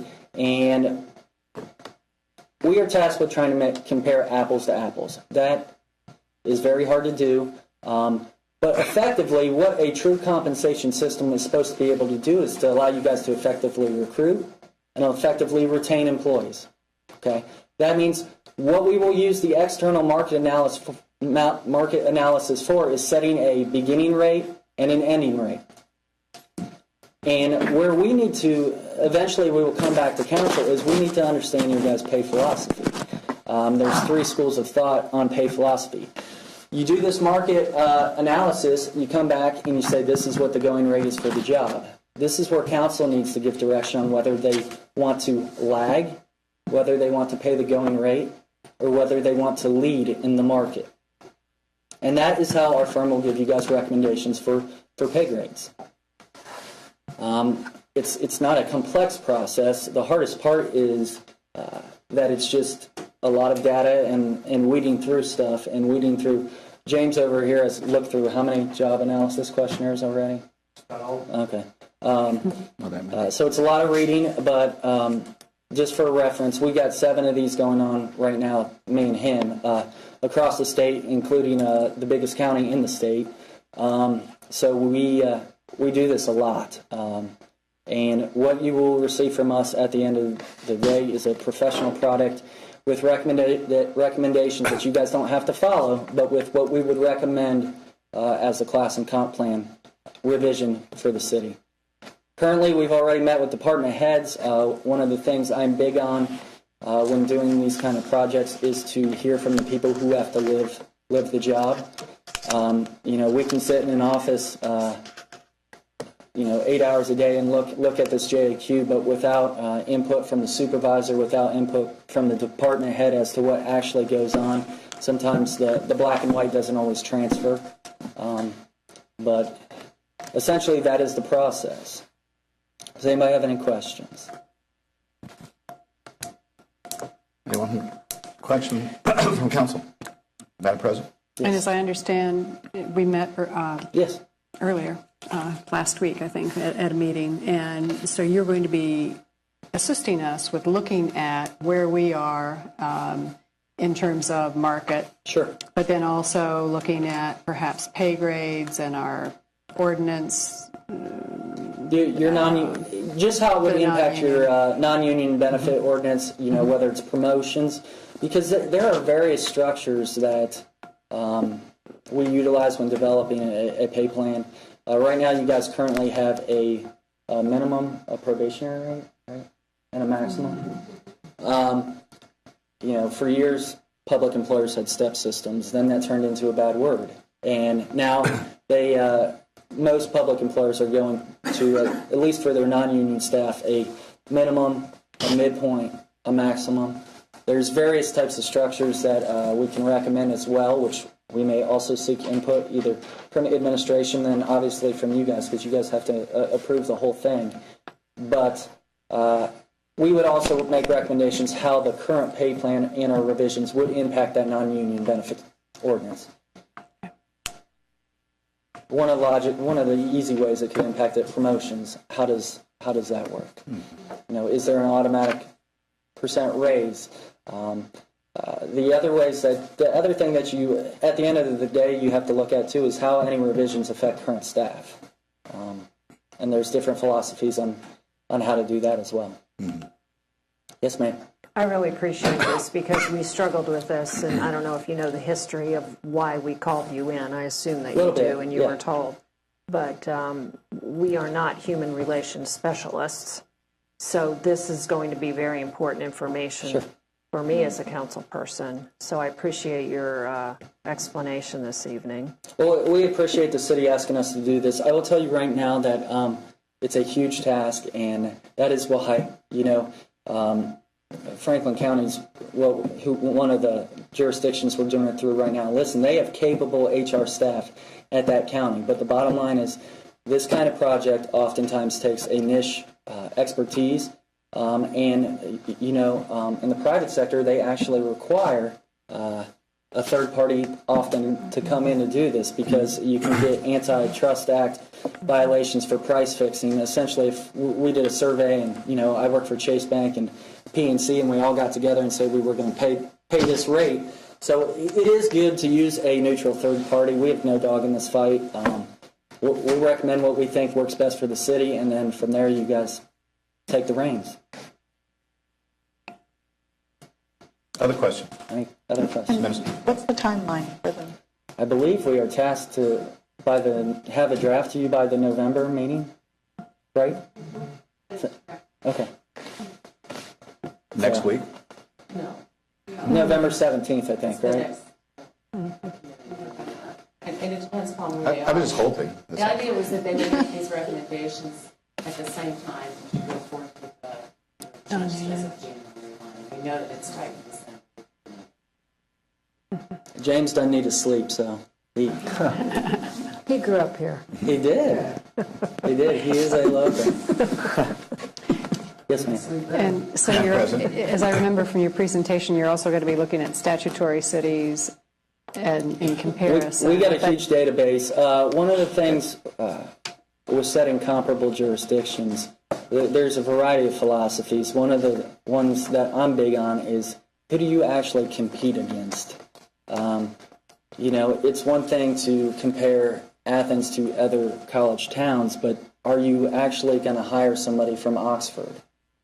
Are you actually going to effectively try to recruit against somebody up in the Toledo area? So we will probably try to focus on the statutory cities. And one of the reasons why you use statutories is the jobs are more alike. Okay, the city manager structure, there's a little bit of variations. For instance, a lot of times they have an appointed fine director and not an auditor. So the span of control is often different as well. But we're going to try to focus on probably Columbus into the southeast region. Obviously, we'll reach out, and one of the things that we've done recently is what we do is we call tiering them, which is kind of a weighting factor where if we think there are 4 or 5 jurisdictions that are more like Athens, we will present that data. However, we will have other jurisdictions' data available for you guys to look at. So that way, listen, I know you guys are elected, and you have somebody come up the street and say, somebody said we're supposed to pay like this. You guys have the answers. The job's to be totally transparent and provide you guys with enough information to make an educated decision on what you guys want to do with your compensation. And we are a unique community in terms of its diversity. And I've heard that before. Yes, as well as we tend to have urban problems in a rural community. I understand. Listen, it's probably not going to be an apples to apples. It'll be apples to grapples, something along like that. It'll be as close as we can get it. And you're not going to get a survey on every position. We're going to do what you call benchmark it. You take the jobs that are very common of those professions or those employers, and you also try to take, since we're only doing non-union staff, you try to take a little bit from each level of administration or supervision. And there are certain jobs that the market pays way above what the internal equity analysis would show. Typically that's an IT job. For some reason they just point factor low, but sometimes we recommend what we call a market exception. Because listen, if they point factor at a level paying $15, I don't know if you want to give somebody complete access to all your information and pay them at that level. It may require something more to recruit somebody who's qualified to handle that confidential information. Mm-hmm. I hope so. Okay. Does that make sense for everybody? Yeah. Absolutely. Mm-hmm. Thank you. Thank you. Okay. Thank you. Any other questions? Ms. Yes, Mayor? sir, Mayor. What you're really talking about is the comparisons would be municipalities, geographically located outside our competitive area or inside our competitive area. And I think you mentioned university as a competitor in terms of our workforce. And that's an Absolutely. orange and apple, but at the same time, that's part of the factor. Absolutely. For Franklin County, just as an example, I don't mean to keep going back to them. Well, they compete against the state. They compete against Ohio State on certain levels of positions. There may not be positions that, I guess, compare with OU. But the jobs that do, we will definitely get data on that for you. Okay, thank you. Okay? Do we want to take a question from the audience? Yeah, why not? Sure. Sure. These Got a guys question? came. Should I sit down or do I have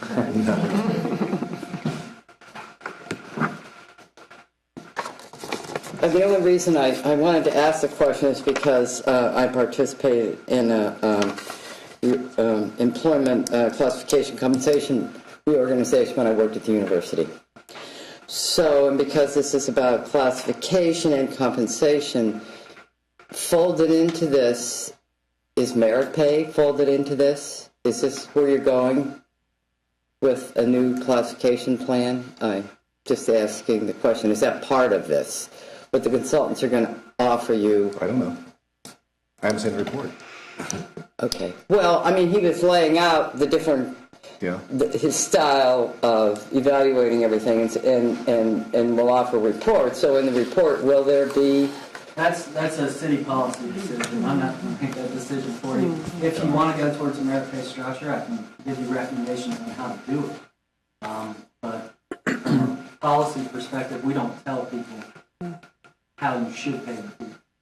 Okay, it's not a matter of how, but there's a whole system of how you do the evaluation, and that comes through consultants also. And I was just wondering if that was part of this package. That's not what if you're saying no, then that... been asking.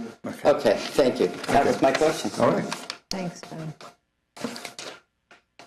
Mr. Mayor, did you have a question? Essentially, I'm looking, the reason why this is happening is because there seem to be some disconnect in some positions and what their duties are, what the descriptions are, what the pay levels are. So we really haven't looked at merit in terms of that because we'd have to put a mechanism in there and checks and balances of that mechanism. That would be for some future administration to do that if they choose to. There are there's many things that in terms of employment side and the worker side, I pretty much have always pretty much run full throttle for myself. So I always expect everybody else to do the same thing. So therefore, I've really never delved into performance, etc. I have done JAQs at the university. Both got a little boost at one time and refused other times. They're educational because you have to evaluate your own system. If we were going to talk about other things to look at in terms of studies, I would think we prefer looking at some of our processes in terms of how we run the city. This JAQ part and the equity what we're trying to determine here is fixing something that we see has gotten a little bit out of kilter from my point of view. Hasn't been addressed well. Again, it's a weak point of my administration in one sense. Or when I say my administration, I really mean me because, again, I don't really think about these that much. So it's in one sense, it's what I haven't really been concentrating on. So merit pay, again, that has to be a series of checks and balances. I've seen that abused as well as used in both cases. I think most of you working at the university have seen that one way or the other as well. So this is the point being, I don't know if we're going to address that immediately, but that's something for the next time around. And again, there's other things to look at too. The Maximus study, which was done in 2006 to evaluate how much it costs to move paper. I think that needs the 2006, and we only did two departments out of all the departments. There are organizations that will look and say, how well are we running a system? You can spend a lot of money and time on that, but the fact is that maybe, comprehensive plan is another one, of course, but that's not in this realm. But at the same time, you have to say, where do you want to selectively correct the things that have gotten a little bit outdated, I should say. Okay. Well, thank you. Thanks for coming out. Thank you. Are you going to speak? Okay. Well, I'll get a list next time. For those who don't know me, my name is Jennifer Galbraith. I am the HR director for the City of Athens. And two things that I wanted to mention. First of all, I've worked with James and Brian for over 2 years on a variety of HR issues. They've been fantastic, have always led us in a great direction. So I think what you're going to see is a very fine product. Number two, we have asked them to help us with our policy manual. So we will also have that for presentation and approval by the end of the year. So just wanted to let you know what was coming up. Any questions?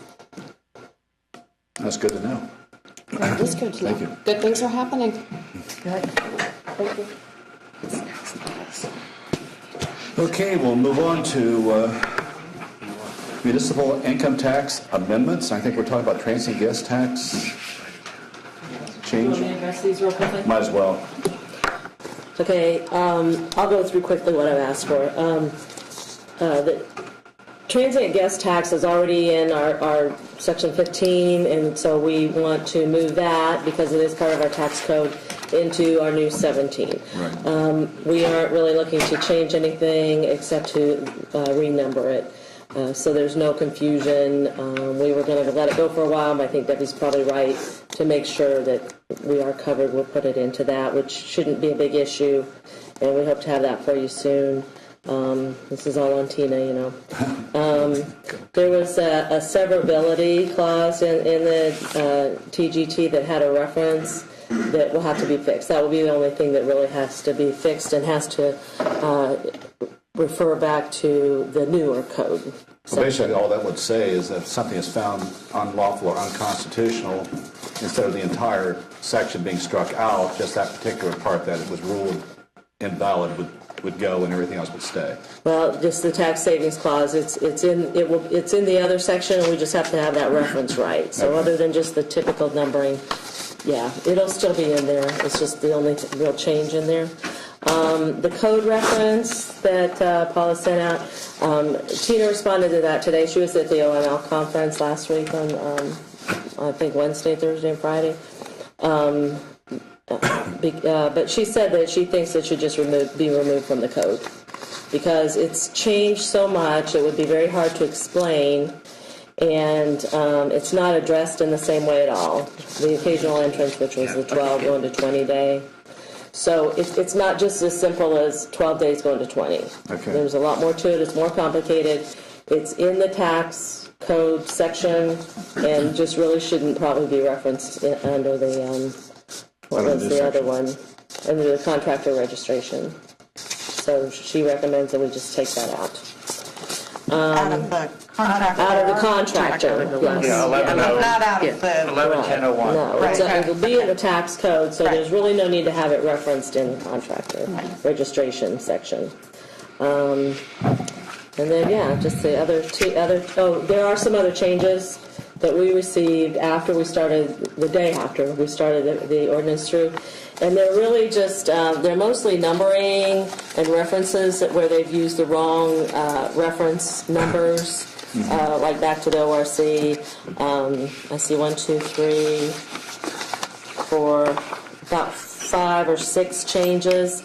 But remove this reference, change the references, which means instead of going back to 1718 and 1801 or whatever it is, they've used the wrong numbers, the wrong code reference, and the wording and the definitions are going to change a little bit.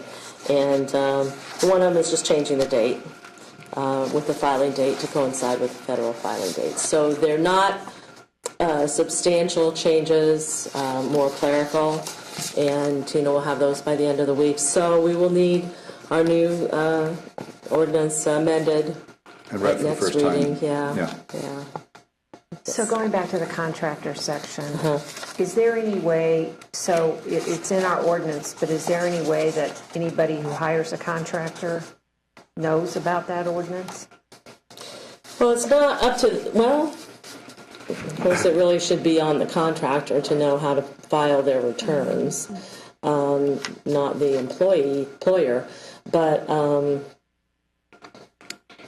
I just think Yeah, I of don't all know. these different contractors we Yeah. have coming into work in the city of Athens. it would be good for How do the other people who cities hire do them that? to know. Because I know it's just kind of out there. It is.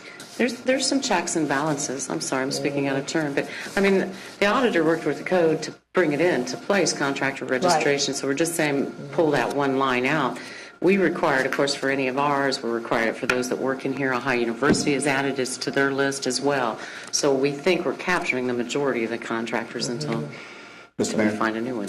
And really, this section that's being cited, which is 1001, basically the following are not required to be registered. And that's it's basically anybody under 18, anybody working 12 or fewer days. I assume that's Right. bullet number 2 that's being taken out there. So you can see it's the exceptions that we're not trying to bridge in there. The concept is everybody's supposed to be registered anyway, and they can follow RC whether they need to be registered, but they're supposed to be registered. It's supposed to provide a level of protection to the residents, that they know that they're licensed, bonded, insured, and registered, so that they're not getting the fly-by-night, hey, I'll fix your roof and give me half up front, and then they're gone. So, Right. Yeah. Well, it gives, I've heard good things about the registration itself, because it provides a way of them saying, hey, are you registered? And that just, I have a phone call. So they're out of there. And I think that helps, especially with some people who would not feel comfortable. That's the big thing, to get them registered in the first place. Right.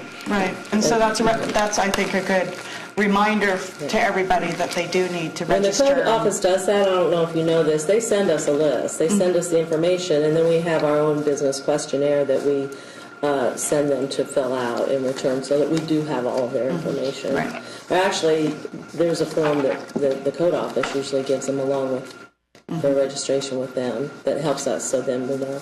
So as long as we know, we can get, go after them. But once they fill out that questionnaire and they know we have a local income tax, then it's on them to file their returns accordingly. Right. Appropriately. Okay, so any other questions about our tax changes? Sorry, just trying to make that quick. Yeah. They'll be here before None of it Monday. be intelligence. So. Yeah. Okay, next item I have here is appropriations. As well. Okay. So I sent out an email the other day. I don't know if I can brought this up here. Oh, here. About some changes, and it's kind of like the beginning of the year when we get a budget in place, and then everybody gets in there and things, we need changes. It's the end of the year, we're looking much more closely at what's going on. So we've asked for increases for payroll through the end of the year for the community center, internal service fund basic, that's the mechanics and IT, and the recreation fund. And the amounts are in the email. Maybe I just sent this to the finance committee, but the community center is probably going to need about $46,000 additionally. So it's a good thing that we made the other adjustments to their budget. The internal service fund $20,000 and recreation fund $12,000. Now the other two funds have the money in their unappropriated balance, so it's not an issue. And of course the community center does now.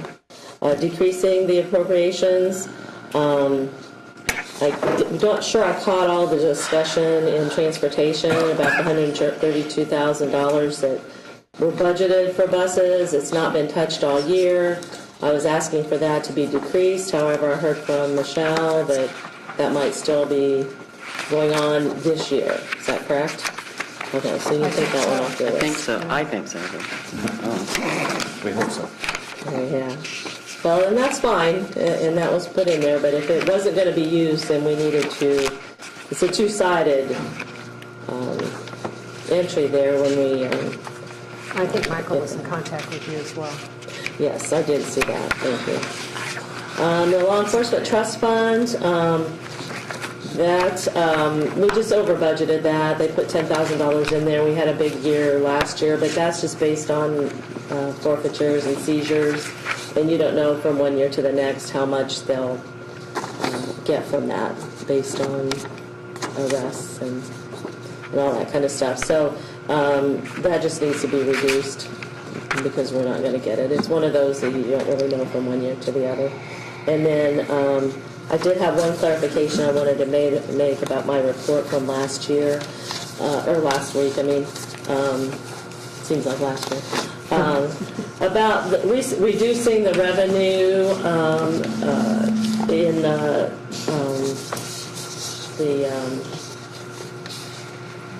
rental permits in the code office. And when I said reducing the revenue, I wasn't clear that that wasn't because we weren't getting all the revenue we should be getting. It was an overestimate on revenue. But we actually have brought in about $425,000 last year. We're up to like $471,000 this year.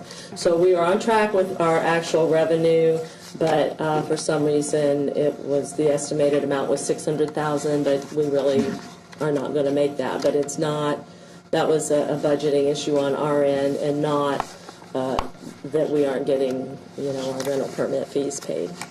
Does that make sense? Yeah. Okay, that's So it. we're on target, it's just that We are. not as much as we had hoped. Right. Unless we get, another really large structure, it's not going to change that much. You'll have people drop off, a few people add on for this, individual rentals. But other than that, so we're on target, a little bit over this year. Any other questions? No. Appropriations, I believe? Yes, we're selling appropriations, yeah. Okay. Okay, you have them. Until then. Yeah. The two written on there, top. Oh, let's see, transportation fund? Oh, this one right At the here. top. Well, I thought, Handwritten. I believe, Cemetery. Cemetery fund, that's up way at the top. Yeah, I have that on my notes here, cemetery fund. Repaving, Union Street? They paved the street on the cemetery, Uh-huh. Union Street Cemetery. We rolled it into the, we had what was the company, Nuco was here for the time being, and since they had the equipment here, we said, can you do that, since there's potholes? I think but because it is a cemetery versus a street, it has to come out of cemetery, so we'll need appropriation for about $18,000, I believe. Correct. Okay. So the idea is, since they've already done it, and it's a I say when the equipment's here and they're rolling around, we figured that. Well, you might as well use them, yeah. Yes, and I think I've heard so far people are happy with it. They don't have the potholes. It just extends where the gravel and the pavement was before. We didn't do any more than was there already. Okay. So Again, it's acquiring, a used cemetery, so to speak, so that requires that. So everyone in the neighborhood's satisfied with it, so. Yes, they are. Haven't said anything. This is West No complaints. This is West Union Cemetery. This is cemetery. Okay. I couldn't resist. Also at the staff, I think the Public Works Director mentioned that he's watching the electric bill for the wastewater treatment plant. He's going to be short. He estimates about $7,000, I think. We'll try to get firmer figures. In addition, of course, I mentioned the traffic lights as well, the Street lights. Street lights, electric. Street lights. Okay. Let's see. And those are what he wants to bring forward is what a projection for an appropriation would be to meet the end of the year costs. So. Yes. I guess the elevator, do we have money for that? No, we don't need that. Yes, we do. We don't need that? Okay. City Hall? Steve was going to speak to that, but if you want to speak now. Okay. Well, okay, there's two. The Armory is one. You want to start with the Armory? I see it's I on can the start other with the side. Armory. Okay. Well, let's do the City Hall then. Essentially, we're trying to do, we're putting in some ADA modifications to City Hall. I know I've been slow on that, but those 5 steps going up to the mayor's office, we're trying to get around that. So we're trying to put we've been looking at for the past year wheelchair lifts. Tell you the truth, I haven't been satisfied with what I see most of the time. They're really clunky or clanky or high maintenance items, but this still needs to be done. So in conjunction with working with Steve, we're going to try putting something in on City Hall. So we'll probably need some money appropriated for that. Don't have a number yet. Okay. We have Bill Morgan's working on it, and we're definitely going to get something that's functional and that would meet the regulations and the spirit of ADA in order to get people to the mayor's Do you think office. you'll need a project number? Will it cost that much? That would be usually determined by the auditor's office. Actually, it depends on the dollar amount. We're not sure what the dollar amount is. Right. Okay. So that's what I think I have, right? Anything else I'm missing? Don't remember any other notes there, Jeff? Lawnmower? Take care of that? We bought one. Yes, flood is functioning. I heard it's working well. I think the director of lands and buildings showed me a picture of it from his cell phone. It looks very red or orange. Okay then. Well, that's all I can see there. Pass that back down. Believe it or not, that's all I have. Okay. We'll move on to City and Safety Services with Councilmember Patterson. Thank you, Madam President. Before we get started, I'd like to give my accolades to my colleague, Jeff Reisner, for getting us through finance and personnel. Shoot me. Thank you. A couple items tonight. The Armory. As a lot of you are aware, the Phase 1 EPA assessment has come back from the Armory. The Phase 1 assessment was basically an archival assessment to look at historical documents as well as adjoining properties to see what kinds of things have taken place on that parcel of land. The report came back requesting a Phase 2. Phase 2 will actually be literally drilling deeper into the structure itself based upon the fact that the Armory was built on the old Athens brick yard, was once upon a time they were excavating away from the hillside, unknowns underneath the foundation of the building, as well as asbestos in the building, lead-based paint. So the Phase 2 will be to look at actually getting in and sampling. They'll do some core sampling. They would do sampling of, again, pipe wraps and paint.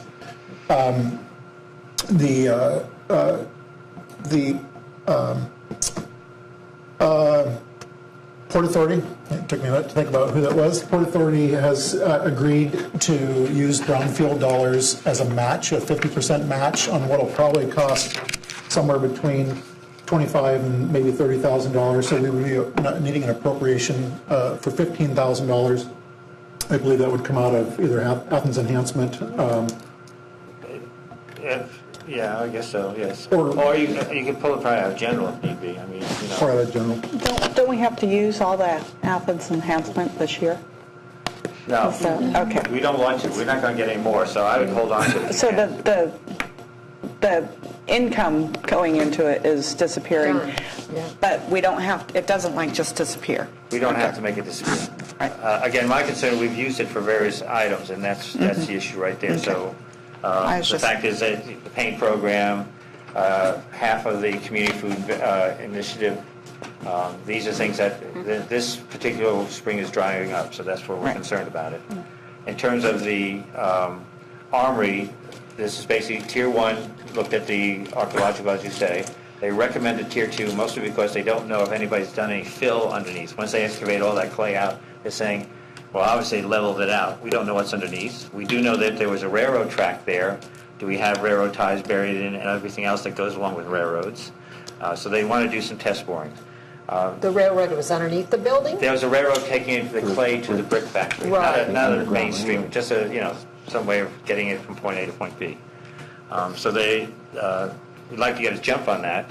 There is actually a grant out there that has a deadline in December. If we can get the report before the mid-December, there is I think it's an EPA grant or federal grant that would actually, the Port Authority grant actually does for strategies in terms of looks what's there, what can be done.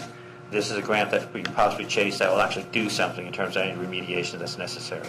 And the EPA at the brownfields is the Clean Ohio Is that what that is? brownfields. Okay. So, Yeah, right, correct. It's the Brownfield Cleanup Fund, which is up to $200,000. Right. With a 20% match. right, and this associated is with the it. survey part of it. Because we may be able, a lot of times if they provide brownfield survey, that if it comes back with the economic development aspect, that you can go for another step of it through the Clean Ohio Fund, the Brownfield Development Fund. So we're working in conjunction with the EDC, Sarah Morris, and she's actually probably the one who would put that grant together. Since it dovetails with, she works with the Port Authority, she's actually administering the Port Authority grants too. So we're having a chain of grants to square this away, or I don't know, square it away, more like make the Armory flower if possible. So we would be requesting a suspension and everything to get this thing rolling on Monday, because that's a really tight, we're talking like 6 weeks in order to submit that grant application. But suspending this, it'll afford us time for that report to come in, and it's believed to be able to be done well before December 18th deadline for getting the grant submitted. I just want to comment on the enhancement fund. is yes, we will still be getting the ground lease, but not the other payment that we get, which is the larger amount. And we pay taxes on that property. And it's still up in the air as to whether... taxes on which property? Station Street, the whole area. Yeah. Some of it is still under for us, but we will lose that, and we won't have that additional money coming in there. So I just think you should keep that in mind, because I'm not sure what kind of settlement's going to be reached as far as the expiration of the tax abatement. And, that's the money in that fund that we use with no new revenue. Keep in mind that we might need that to pay taxes on that property going forward. And probably at least in the immediate future until the issue is settled. And taxes approximately? Well, right now we're paying about $20,000 on just the ground lease. It's the improvements. They're separate parcels that are going to be combined, so it's going to change what the amounts are. It's like your house and your property are billed as one.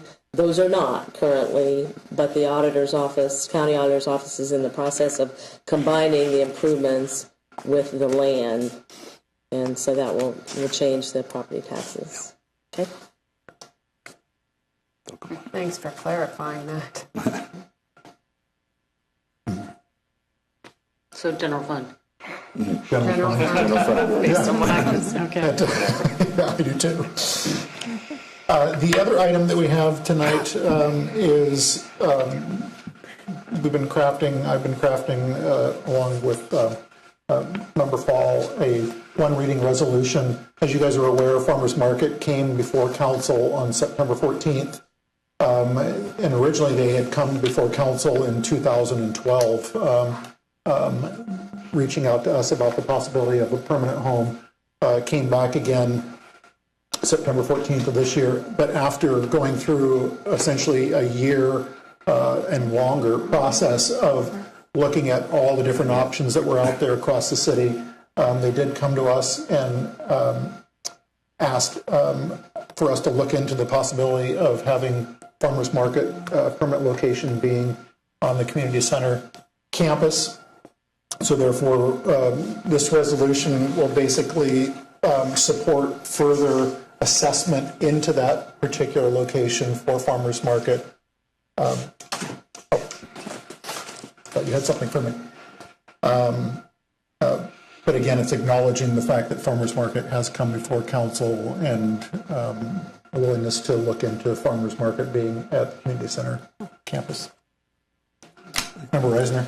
Would this resolution in any way bind the city or council to appropriate funds for study? No. So there won't be hundreds of thousands of dollars of taxpayers' money being used for a study? Who's paying for the study? I believe that it's Athens Foundation, the group that's been working on this, to where they will be looking into it. We'll also likely bring in the city engineer to continue to look on it, as long as the mayor sees that's fit to occur, as well as the city planner. So they're probably looking at traffic issues, lights, and that sort of thing. That's probably the primary, is to look at traffic patterns, alternatives. There's a lot to look at with this particular site. Pool traffic. Pardon me? Pool traffic. Pool traffic. Bike traffic. Bike path traffic. I know that a comment that has somebody stopped me because they saw it was on the agenda and they were concerned with the wastewater treatment plant and the odor emanating. And I know I checked with BPW and there's still some upgrades going on at the plant to reduce or eliminate, we hope, the odor from the sewer treatment plant. I wouldn't mind speaking to that. I attended the most recent monthly update for the wastewater treatment plant with Strand, as well as Building Crafts. And what was conveyed to us during that meeting is that, yes, right now there is some odor emanating from it, but it's because they still haven't got the odor mitigation system up and running. And even when it does come online to where it's effective, it's going to take 2 to 3 weeks for the bugs, as they call them, the bacteria to really start digesting the aromatic molecules and helping to mitigate the smell. And so there's still a process ahead of us before that comes online and is fully effective. I appreciate you sharing that, because I think the public, they see all the ending results down there and the dirt moved and it's looking like a facility, but it's like, we still have this smell. So that was good to clarify that. Thank you. You're welcome. We still have more things to do. Again, sitting in on a staff meeting to talk about telemetry, moving some of the equipment still around and getting the actual mechanics. It's working, but it hasn't been all pulled together yet. When do we just potentially see the ribbon cutting, so to speak? Or I would defer to the mayor with that one. It will be in December. Okay. Christmas present, red bow. Okay. Maybe. Rudolph. That's all I have, Madam President. Okay. Thank everyone tonight for all your input in working through these issues. And we stand adjourned at 9:22, and we'll see you next Monday night.